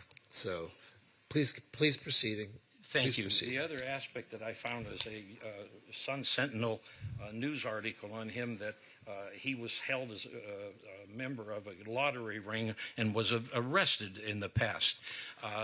Trying to make this building stand out as to something different. There's been many, many buildings that have been torn down in this city over the last few years, as we can see just by driving up and down and see all of the huge buildings that have been placed in their stead. And I don't think that that's appropriate to do it to this particular building. Okay, we understand. Again, none of us, none of the owners, except one person approves of this at this particular time, and I think it's wrong to inflict this on the condominium. There were some issues I want to address in the very beginning in reference to, I hope it's been made clear with what I just heard earlier, that only the building is being discussed because they attempted to do both parking lots, a portion of one and a full complete portion of the second parking lot to be declared a historical. This is just the building and the land underneath, correct? Well, the problem with that is the building, the land underneath is a common element of the condominium. Well, so is the building. Huh? The building is a unit of the condominium, right? But it's owned by a unit owner. Wait. I know a little bit about this. It's a limited common element. In reference, what do you mean when you say the building itself is a limited common element? No, in a condominium, nobody owns the brick and mortar. They only own the space within which you occupy the building. Therefore, they don't own the land underneath it. So if you have a condominium and you own apartment 1603, you don't own the land below it. Or the building. Or the whole building. Yes. Correct. Yes. With that in mind, let me finish with my objection to it being done. Okay, thank you. Okay, is there anyone else who wishes to speak on this item? We're all done. We're done. Mayor, just a question, and maybe this is to you because you might understand this component of it. So the request is for designating the building and the land under it? Under it, okay. So what would happen if just the building was designated and not the land under it? What impact, and maybe it's to Dwayne, I don't know. What impact does that have on this What do you have to dispute say to if that? it was just the building? What do you have to say to that? So the protections that our ordinance has for the historically designated structures would apply to that structure. So if there are any alterations, they would have to seek a certificate of appropriateness. There are other. I get that, but I'm saying if the land were not designated, does that? Can we separate the land from the building Yes. and designating this as historic is the question. We can, but Yeah. I thought you were talking to the effects of No, separate. not the effects. Just can we separate? Our ordinance has embedded in it a protection for the land on which a historic structure is located. So typically, if you didn't do any alterations to it, if you designated a site, you also are. If you designated a structure, you're also designating the surrounding land, but you can specifically call that out. Or carve it out. So what happens rather. if the house burned down, and we had designated the building and the land? What happened? What can you do with the land after it's been designated historic if the house burned down? You have to go through the process of de-designating or removing the designation. So I don't know why we have to designate the land. If we just do the I house agree. itself, I mean, if that's the pleasure, I don't know what Someone hasn't introduced a resolution yet, but we're not there yet. Let me just ask to the other owners: does that impact you at all? Yeah, it does. if the land is not, sorry. Right. Okay. So you think you're just against? And let me just if you could come up for a second. Such a nice house. I'm just your opposition to the historical designation of the building is what? Why are you against it? The property is in the South Andrews Avenue district, okay, and it is a designated area of development. And so eventually, you don't know what could be built in that area. So you want to tear it down? If Mr. Marcus wanted to move the house, he could move that house. That's not a problem, right? And he's wanting to sell the house, so it doesn't have that much attachment to the property. But hold on, I'm not talking about him. I'm talking about you. Yeah. You're opposed to the designation because why? I'm opposed but mainly because it's the value. It's a value problem for the condominium association. It impacts the value. If it's historic preservation. Okay, all right. Yeah. Because they want to have the opportunity to tear it down. Yeah. Okay. Now wait a minute. You just said something that concerns me. If we designate the house historic, if that's the pleasure of the commission, and not the land, what's to prevent them from moving the house? They'll say, okay, the house is historic. We don't have a problem with Right. that. We'll just move the house. Right. But the land, Which it seems like would afford them, opportunities if they wanted to move it. I don't know if that's, okay, so we leave that as an option. So okay. yeah, that's why I like just the building. Okay. Designate the building. I'm fine with that. Is So there I just anyone want to. I just want to remind everyone that historic designation of a property does not preclude demolition of a property. The owner would have to then, or whoever was in charge, would have to return to the Historic Preservation Board and get a certificate of appropriateness, a COA, to demolish the structure. Good luck with that. I'm just saying that you can't just assume that once a property is designated, yes, does it afford protections that it would not have otherwise? Of course. But it still does not preclude a demolition. I'm just going to say, I want everyone to take a look at this 1925 home designed by Francis Abreu, one of our most noted architects in the history of our city. And you know that expression, if it looks like a duck and quacks like a duck and walks like a duck, then it's a duck? This is a property, this is a building that deserves to be preserved for future generations. People have to understand the history of this city. This is a physical manifestation of a very important period in our city. I bemoan the fact, Commissioner Beasley-Pittman, that we've lost so many structures in the Sistrunk corridor. That is an absolute shame, but it doesn't mean that we have to continue that history of losing our historic structures. When you see a historic structure like this, you just know. Our ULDR says you have to meet one criteria to get historic designation. This, if you read the minutes, if you read the application, if you read staff's response, staff tells us that this building meets way more than just one of the historic preservation criteria. So again, I'm fine if my colleagues feel that we should just narrow it to the building, I'm okay. I just think that we need to do whatever we can to preserve this building, to designate the building and also follow our process, what our ULDR says. If we have issues with it, let's change it in the future. But right now, that's all just not even relevant. That's all. Okay. Do I hear a motion to close public hearing? Moved. Do I hear a second? Second. Moved and seconded. Please call the roll. Commissioner Herbst? Vice Mayor Glassman? Yes. Commissioner Beasley Pittman? Yes. Commissioner Sorensen? Yes. Mayor Trentalis? Yes, and public hearing on PH2 is now closed. Does someone want to introduce a Yeah, resolution? can I introduce a resolution? So I'd move that the Frank Croissant House is designated a historic landmark, solely the building itself and not the land. Okay. So all right. we will be, based on that, we will, you're putting forth the resolution approving, and we will be modifying the resolution to remove references to historic landmark site and only leave the designation of the house as a historic landmark. Correct. Okay. Second. You don't need a second? Please call the roll. A resolution of the City Commission of the City of Fort Lauderdale, Florida, designating the property commonly known as Frank Croissant House, located at 1313 South Andrews Avenue, Fort Lauderdale, Florida, as a historic landmark in accordance with Section 47-24.11.c.7 of the City of Fort Lauderdale, Florida Unified Land Development Regulations, providing for conflicts and providing for an effective date. Commissioner Herbst? No. Vice Mayor Glassman? Yes. Commissioner Beasley Pittman? Before I place my my vote, I want to ask that we look at changing this ordinance.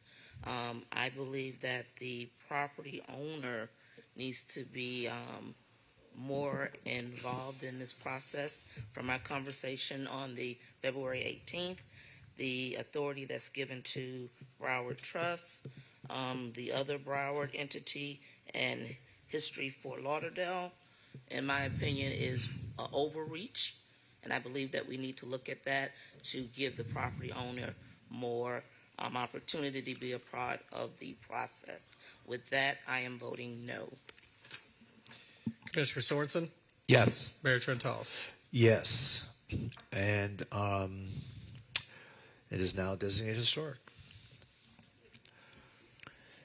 PH3. So, Mayor, if I could just, separate topic, but so Dwayne, I agree with Commissioner Beasley Pittman. Can we look at updating the ULDR to require all property owners assent for designation? Sure. Well, I think our code was kind of like that before, and there was, I don't recall the property on the beach that resulted in the change in the ordinance, but there was a Barbara, concern. you were there then, the Lauderdale Beach Hotel. Yeah, 20 years ago. Right. So the concern about historic preservation resulting in the change in the ordinance, getting us to the procedure that we have now. But we can look at it in order to look at how we can provide more notice and input for the owners of the property. Inclusiveness. For them to be be more a part of the included in this process. Right. Because that's the disturbing part with me, that someone... Because right now they just have notice. Yeah, they just have notice. Someone comes and tell me, oh, your house is now designated. Deal with it. And that's not right. Yeah, I think owners need to assent to designation going forward. Well, then you're totally eliminating the city or the Historic Preservation Board from bringing forth an application. No, you're not. Well, not at all if the property owner supports it. Well, but if they don't, you're totally precluding the city or the Historic Preservation Board for saying these properties should be preserved for history. Well, I believe that we are intelligent enough to come up with a language that it could be balanced. This is not balanced. Well, there should be an element in there, where the even owner's if it's just a consent statement is, from the owner. So we'll work with staff. Yeah, thank you. Here was the element. That's my request, to make sure that we are moving in a balanced manner where it is a, lack of a better term, win-win for everybody. Right now, it is not. We can certainly work on that, Dwayne, but I also would like us to look at whatever our responsibilities are as a certified local government. I'd like us to look at that on a national level and a state level. and I would also like to make sure that we're just complying with all of those requirements and responsibilities as well. And what other cities do as certified certification. I'm tired of hearing about how we're certified and we've got to do all this stuff. So I'd happily drop that. So let's look into that too. But can we just? We're so sorry you're tired of that. Let's keep in mind that the transfer of development rights, does this now give that property owner a value that adds to the value of their property as a result of the historic designation that it would not otherwise have if it were not designated historic? Yes. So when someone comes here to say, oh, well, my property value has now been diminished, in fact, the transfer of development rights ordinance gives them value added onto the fair market value that they can transfer to a developer who's looking to enhance their project somewhere else in the city. So that's how this works. Right. We just did that was that our last meeting when we gave the transfer of development rights to the building by the railroad tracks, by Progresso, for the condominium in District 1, Waterside, or whatever, Fountain, whatever it's called? That is correct. That was our first granting of transfer development rights to make sure that the owner of that historic property was given that. And we've asked for more incentives. I would like to see staff work on more incentives to make sure that it's financially doable and people understand that value. Okay. PH3, was this the one that you asked to be deferred? Okay. There's a request that PH3 be deferred. Any objection to that? There's Kyle Benty's here, and Ellen Bogdanoff, and Natalia. I can't pronounce the last name. It looks like Walsh. Those three people have signed up to speak. Is there an objection to it being deferred? Ellen Bogdanoff is no longer here. So can I move for deferral? Yeah, Bob, do you want to say something? Bob Dunkel, Assistant City Attorney. There was an initial request to continue this to the April 15th agenda because the attorney was out of the country. 4 days after that, the applicant approached us and said, I'm going to be out of the country on the 15th and wants to continue it to May 6th. So that's what's in front of you. Whatever you do, we want to make sure that it's continued to a date and time certain so that we don't have to go through the expense of re-advertising and sending out notices to 300 property owners. All right, so May 6th? Property owners within 300 feet, excuse me. So May 6th? May 6th. So there's a motion to move to defer to May 6th. May 6th. Do I hear a second? Second. Been moved and seconded. Please call the roll. Commissioner Herbst? Vice Mayor Glassman? Yes. Commissioner Beasley Pittman? Yes. Commissioner Sorensen? Yes. Mayor Trentalis? Yes, so PH3 has now been deferred to May 6th. PH4, this is a public hearing, second reading, quasi-judicial ordinance approving a rezoning. How come it's under, it's a second reading, all right. Quasi-judicial ordinance approving a rezoning from general business district to uptown urban village district. 6,000 North Andrews. This is with Florida Department of Transportation and leaseholder of the property, Cypress Creek Leaseholder LLC. Anyone wishing to speak must be sworn in, and the commission will announce any site visits, communications, or expert opinions received and make them a part of the record. Anyone, Commissioner Herbst, do you have any additional disclosures?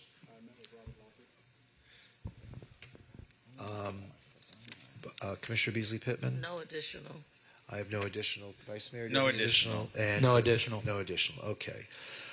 All right. So the only person signed up to speak is Mr. Lockery for questions only.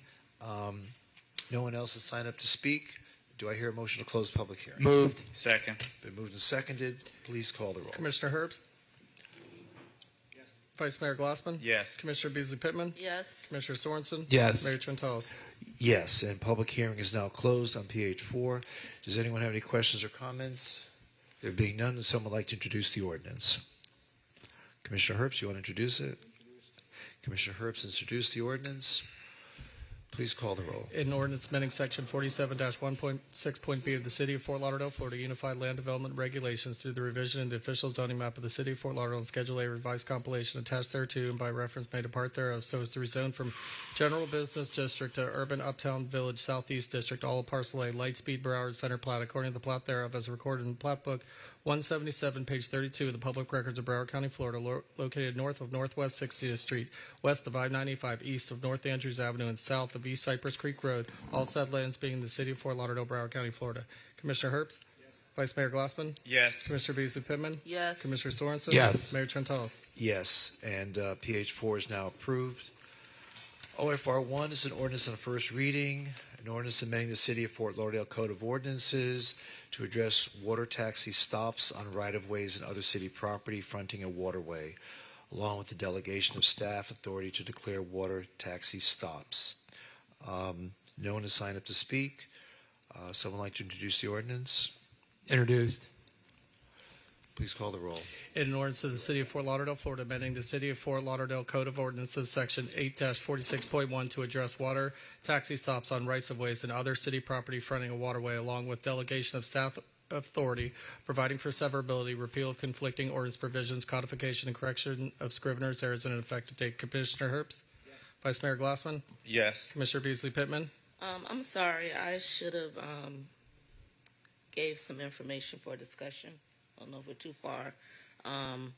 Wanting to see this include right now it says the manager and the supervisor. I think it should be more like the city manager or a designee of the city.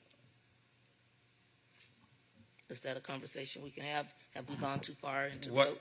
I'm sorry, what agenda item was this? Going backwards? We are in first reading. OFR 1. OFR 1? Okay, sorry. Yeah, because right now it is outlining the supervisor or manager to designate or declare, and I believe that we should discuss city manager or city designee. What page are you on of the ordinance? Yeah, of the CAM. I'm trying to find that language, actually.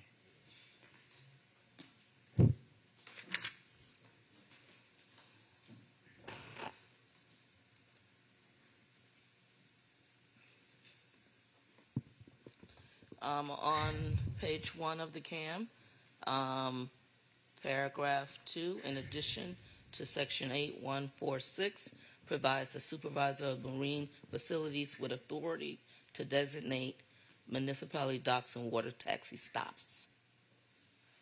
And then it goes on to talk about supervisors as well.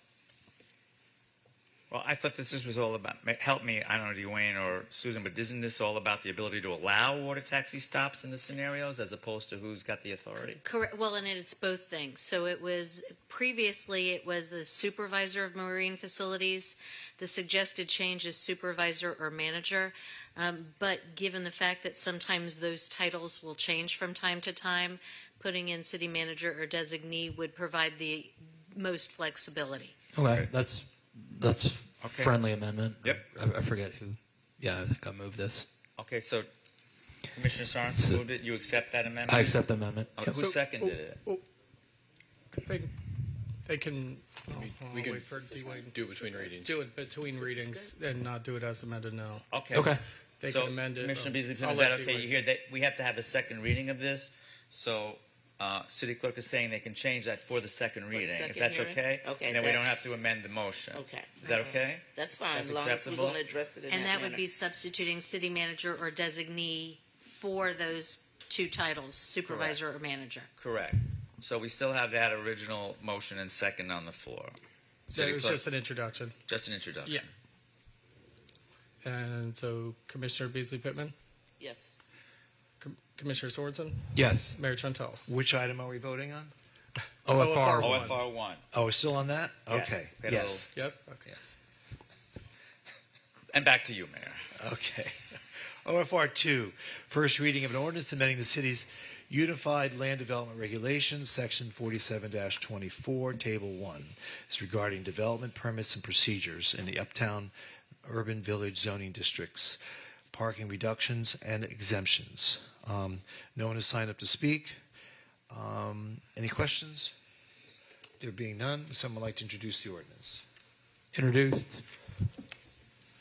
The ordinance has been introduced. Please call the roll. An ordinance of the City of Fort Lauderdale, Florida, amending the City of Fort Lauderdale, Florida Unified Land Development Regulations, Section 47-24, entitled Table 1, Development Permits and Procedures, Approval Process for Development Permits in the Uptown Urban Village Zoning Districts, amending Article 13, Additional Zoning Districts, Section 47-37B, entitled Uptown Urban Village Zoning Districts, Applicability and General Regulations, List of Permitted and Conditional Uses, Table of Dimensional Requirements for the Uptown Urban Village Zoning Districts, Uptown Urban Village Special Regulations, and amending Section 47-20.3, entitled Parking Reductions and Exemptions to permit parking reductions in Uptown Urban Village Zoning District, providing for severability, repeal of conflicting ordinance provisions, codification and correction of scrivener's errors, and an effective date. Commissioner Herbst? Yes. Vice Mayor Glassman? Yes. Commissioner Beasley Pittman? Yes. Commissioner Sorensen? Yes. Mayor Trentalis? Yes, and OFR 2 is now approved on first reading. OFR 3, first reading of an ordinance amending the City of Fort Lauderdale Unified Land Development Regulations regarding the annexed areas to update height, measurement, and definition requirements. So, as I understand, this is to 25 feet, correct?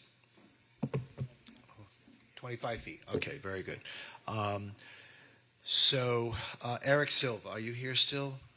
Eric, there you are. Did you want to speak on this? Just questions? Okay. Anyone else have any comments or questions? You're good with this, Commissioner Sorensen? Yes, thank you. I know a lot has gone into this. A lot of effort on this, so Yeah, thank I know. you, staff and neighbors. Yeah. We're coming to a good place. Okay. Thanks. Okay, so would someone like to introduce the ordinance? Introduce. Okay.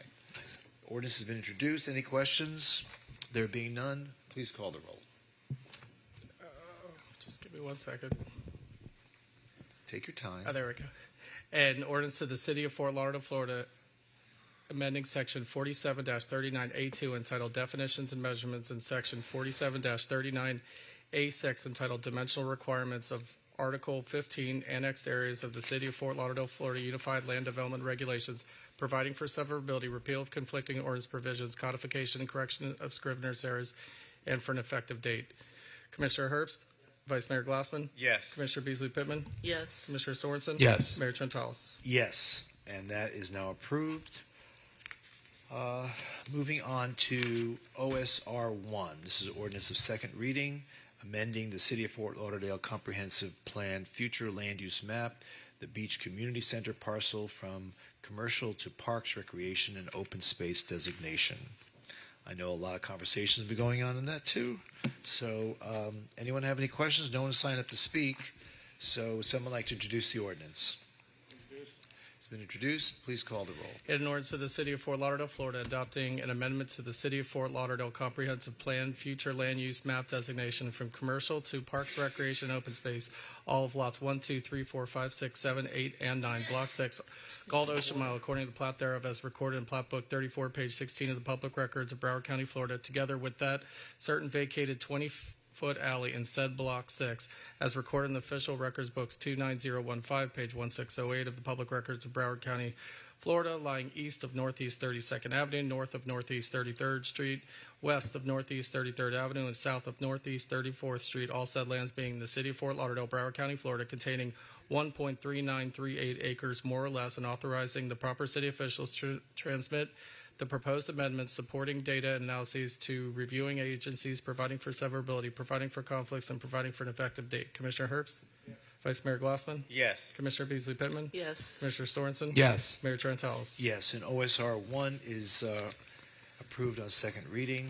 OSR 2, ordinance amending Section 26, Article 7, valet parking on rights of way and public parking facilities of the Code of Ordinances to establish an administrative temporary valet permit for non-residential use and to provide an appellate process for the suspension of valet permits. No one has signed up to speak. Any questions? Yeah, Mayor Ben, this includes the more narrow, if I read it right, it includes the more narrow geographic coverage, right, that we had talked about. Thanks. Or Milos, thanks. Good evening, Miloš Majstorović, Acting Director for City's Transportation and Mobility Department. So the only change that was made between the first and second reading was that the proposed ordinance language was modified to restrict the temporary permits on Las Olas Boulevard between Southeast 6th Avenue and Southeast 12th Avenue. So while no one spoke during the first reading, there were people who signed up to speak. They were late. We got their comments after the meeting, and we incorporated this change in response to that. Thank you, Mayor. That's been supported by the neighborhood, so thank you. Okay, very good. So would you like to introduce the ordinance? Introduced. Okay, the ordinance has been introduced. Please call the roll. In order to the City of Fort Lauderdale, Florida, providing certain exceptions to permit temporary valet operations in the rights-of-way as set forth in subsection 26-226A, amending section 26-232 titled Temporary Valet Permit and to add provisions for the issuance of temporary valet permits, amending section 26-236 to provide an appellate process for the suspension of a valet permit and providing for severability, repeal of conflicting ordinance provisions, and an effective date. Commissioner Herbst? Vice Mayor Glassman? Yes. Commissioner Beasley Pittman? Commissioner Sorensen? Yes. Mayor Trentalis? Yes, and OSR 2 is now approved on second reading. Moving on to resolutions continued. This is the R4 resolution designating vice mayor. Mayor, you might want to do the two walk-ons before you do the You can vice do the mayor. two walk-ons. Let's see, resolution number, this is the walk-on regarding the fine grant. This is the, you all got a copy of this? Mm-hmm. Okay. So this is the Riverwalk North Seawall replacement from Andrews Avenue to the FEC train track. Everyone have this is to apply for funding up to $4 million. Yeah. So we had approved this at the previous meeting, but there were some additional items that needed to be included in the resolution per fine, so we were bringing it back. Okay. All right. So would someone like to introduce the resolution? Introduced. Resolution's been introduced. Any questions with regard to this item? There being none, please call the roll. A resolution of the City Commission of the City of Fort Lauderdale, Florida, authorizing the city manager to execute a grant application with the Florida Inland Navigation District Waterway Assistance Program for grant funding of up to $4 million to preserve and enhance Riverwalk North Seawall replacement renovations from Andrews Avenue to Florida East Coast Railway train tracks. Commissioner Herbst? Yes. Vice Mayor Glassman? Yes. Commissioner Beasley Pittman? Yes. Commissioner Sorensen? Yes. Mayor Trentalis? Yes, and that walk-on resolution is now approved. The second walk-on resolution, this is the resolution regarding the locally preferred alternative and the language that we talked about this afternoon. Have you all had a chance to look at it? Commissioner Sorensen, did you have a chance to look at it too? Yes. Okay. Any comments or questions? Yeah, I mean, Mayor, I reached out to county staff about this and had them, give us feedback on it between the meetings, and there's concerns, and the risk we have here is that we further risk the continued new partnership we have with the county. So they have some suggestions, but I don't know if we're amenable to considering them, but I think we really should try to find something that is still doesn't legally box us in. What were the recommendations? What were their suggestions? All right. So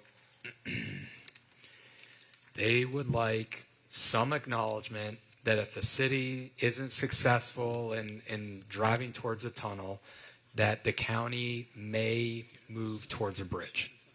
So that's one. Okay. I personally can't accept that, but that's okay. Mayor, if we do that language, can't we still add what I asked about earlier in the day, where if we have that language, can't we say, but we don't support that, or we can't support that, but can we at least acknowledge that the county may move in that direction, but we don't support it? At least so that position we can is say clear? that the county. We recognize that the county may do it on their own without the support of the city. But we won't support. But can we add Fine. that? Is that Yeah. that better? That's better. Yes. Yes. Without the support of the city. Yes. if you want to add that Yeah. language. Yes. Okay. Where does that language Great, get thank added? you. So that Section 6? Section 6. Section 6.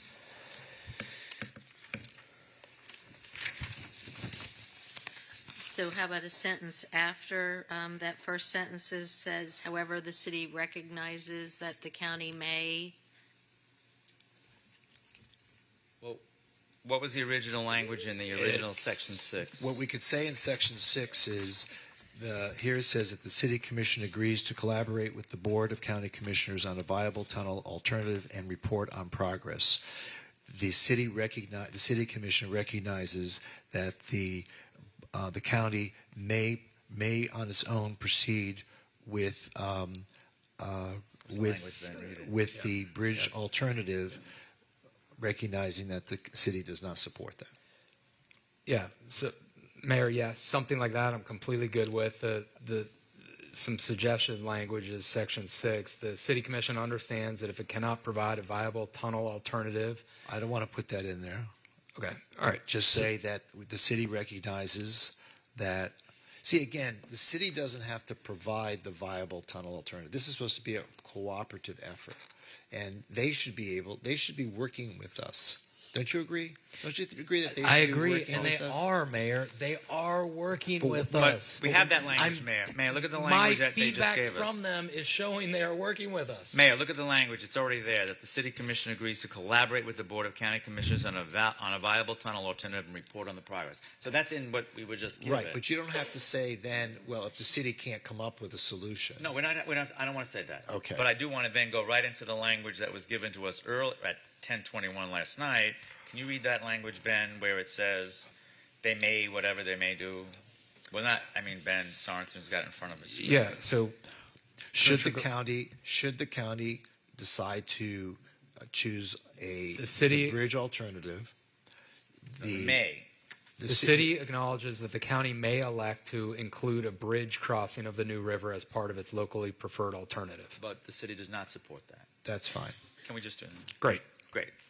Okay, so in Section 6, we're saying, new sentence, the city acknowledges that the county may elect to include a bridge crossing of the New River as part of its locally preferred alternative for Broward Commuter Rail North, but the city does not support that. Perfect. I'm good. Okay, Perfect. great. Okay. Good? Yes. Ben? You got that? And what you're reading from is from the county version that we shared with you previously. adding those words in. Just those words. Just those words. Yep, with the end point of. With the end point. We do not support it. Okay. Thank you. Great. So a couple others. Thank you. That's I think a great win. Section 2. So let me just go to our Section 2. City Commission directs the city manager to continue collaborating with Broward County staff on the tunnel concept of periodic meetings and to provide to the extent possible a viable tunnel alternative. Update to the City Commission and Board of County Commissioners before October 1st. Let me just see. So the county staff is saying Mayor Furr's letter requested a formal proposal from a developer who has experience and can deliver the project. So what they're asking for is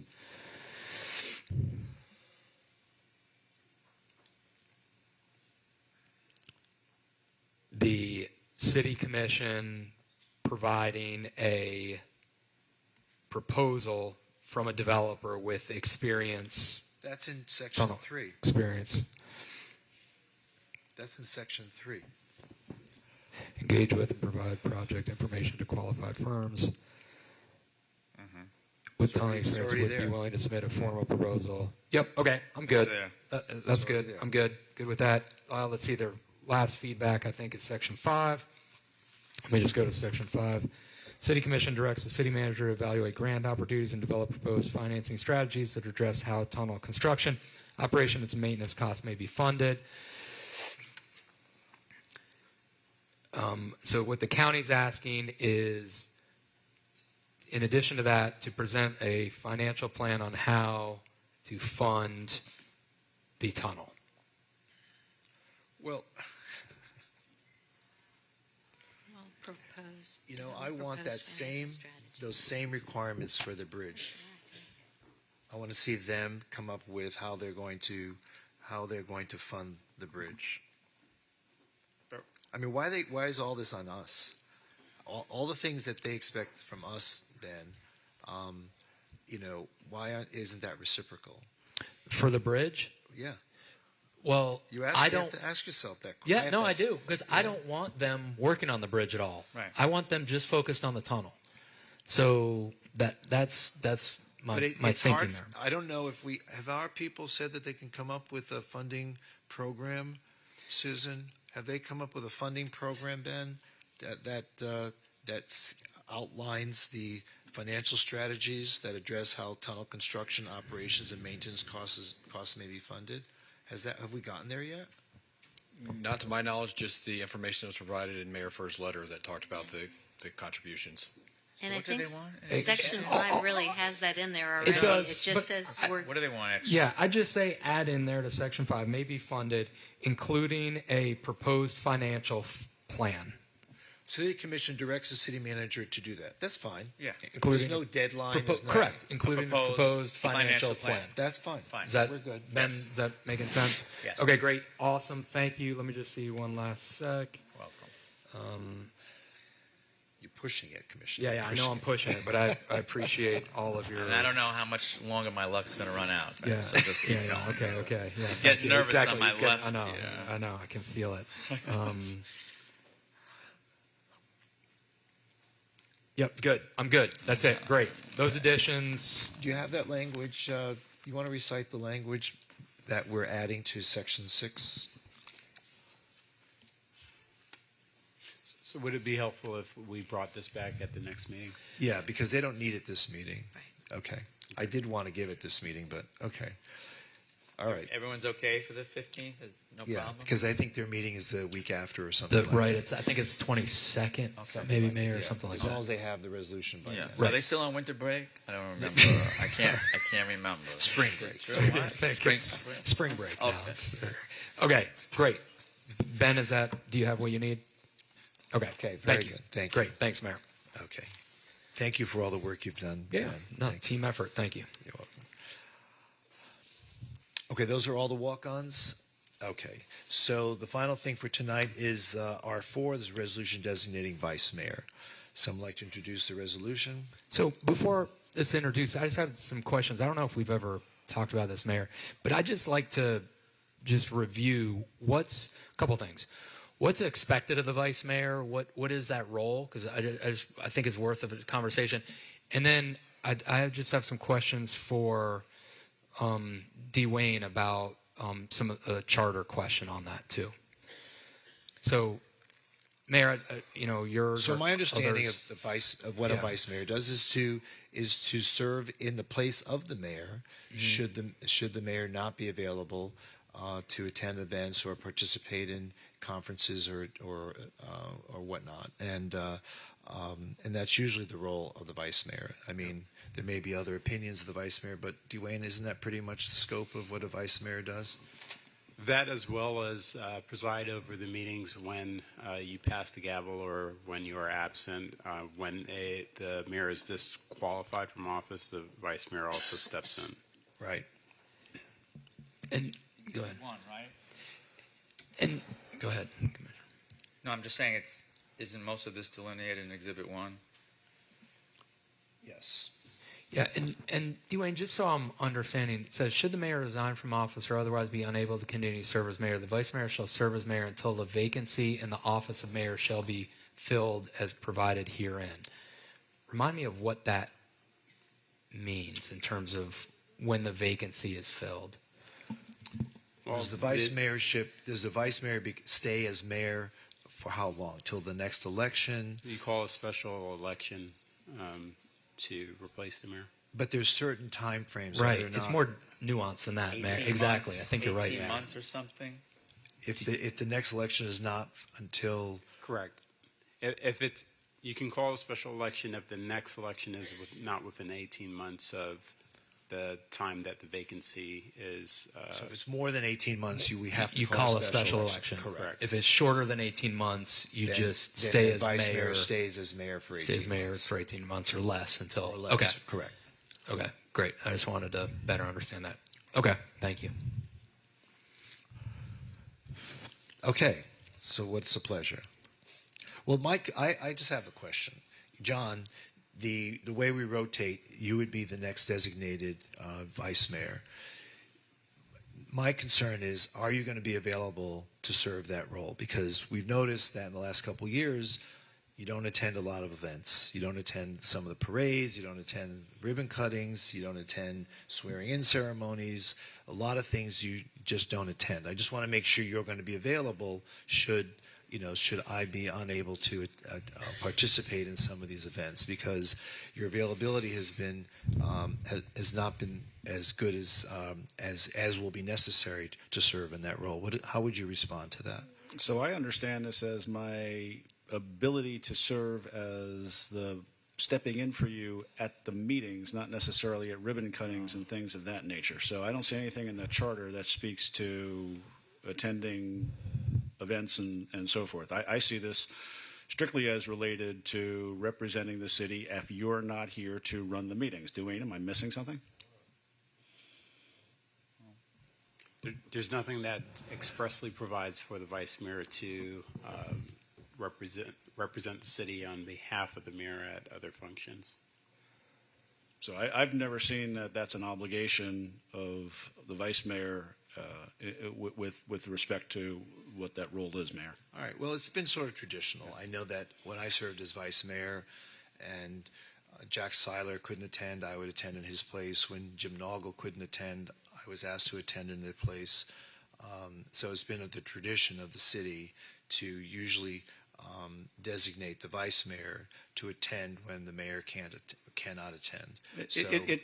It depends, Mayor, on, so there are lots of things that I think we all get invited to. I think every pizza shop and dental business that opens up in the city asks if somebody can attend.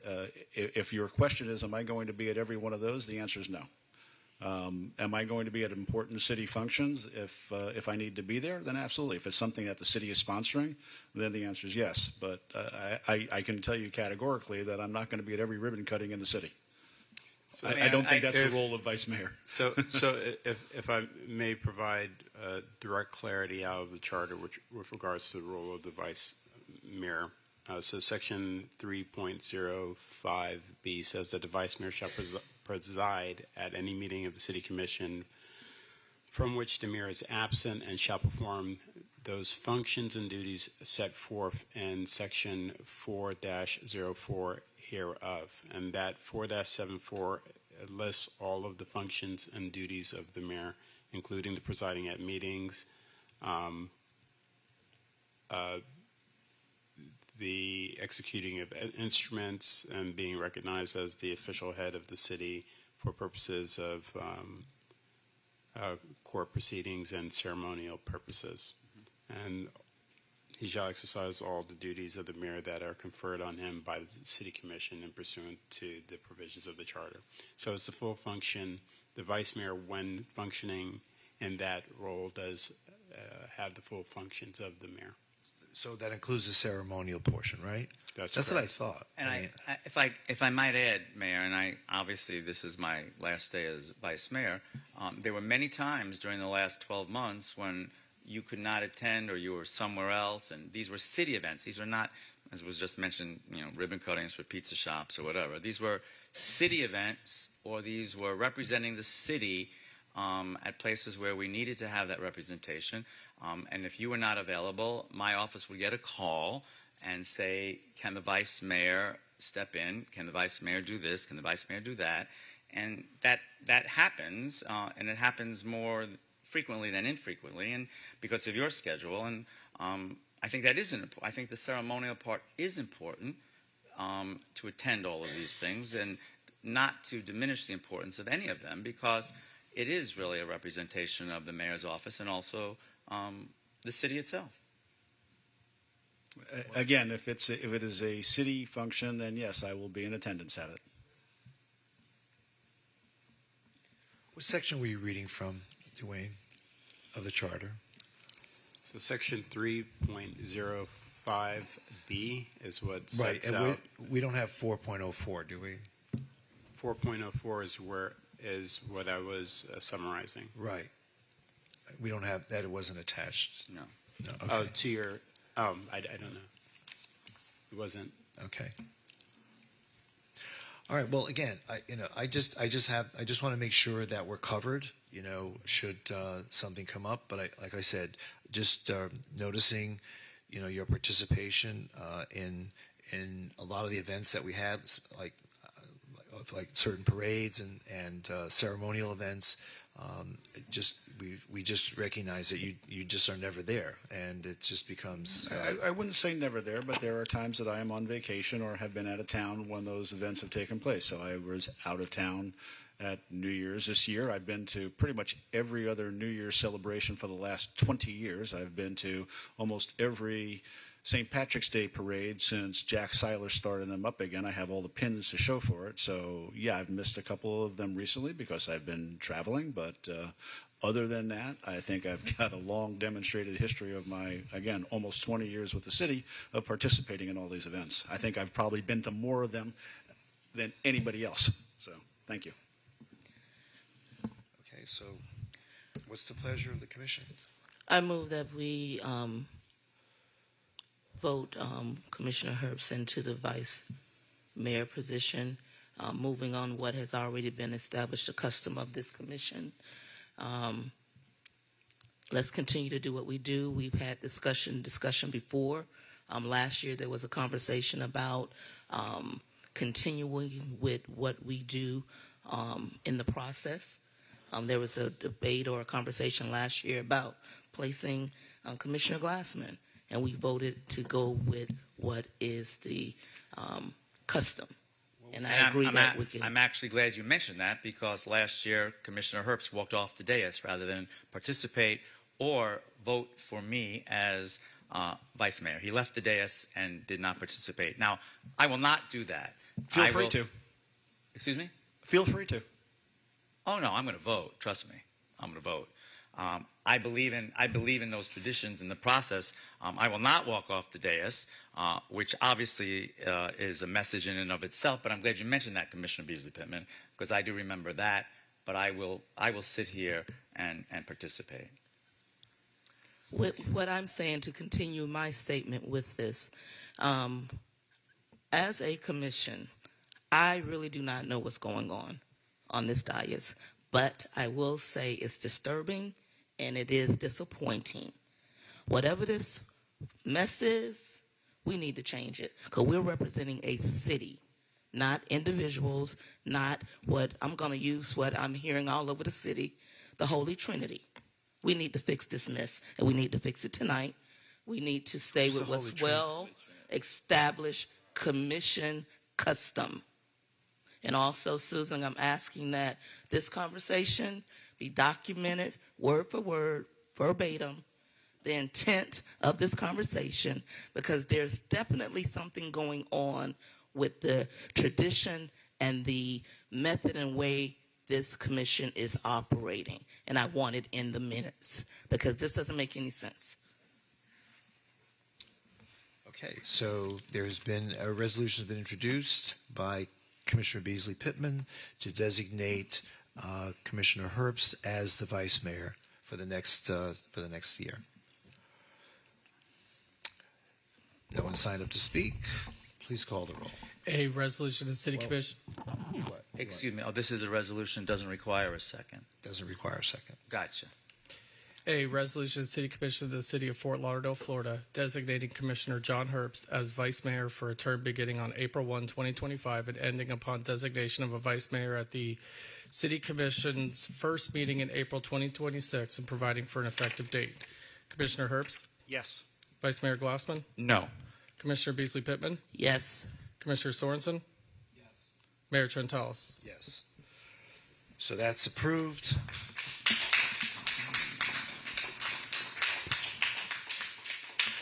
Is there any further business of the commission? There being none, this meeting is concluded.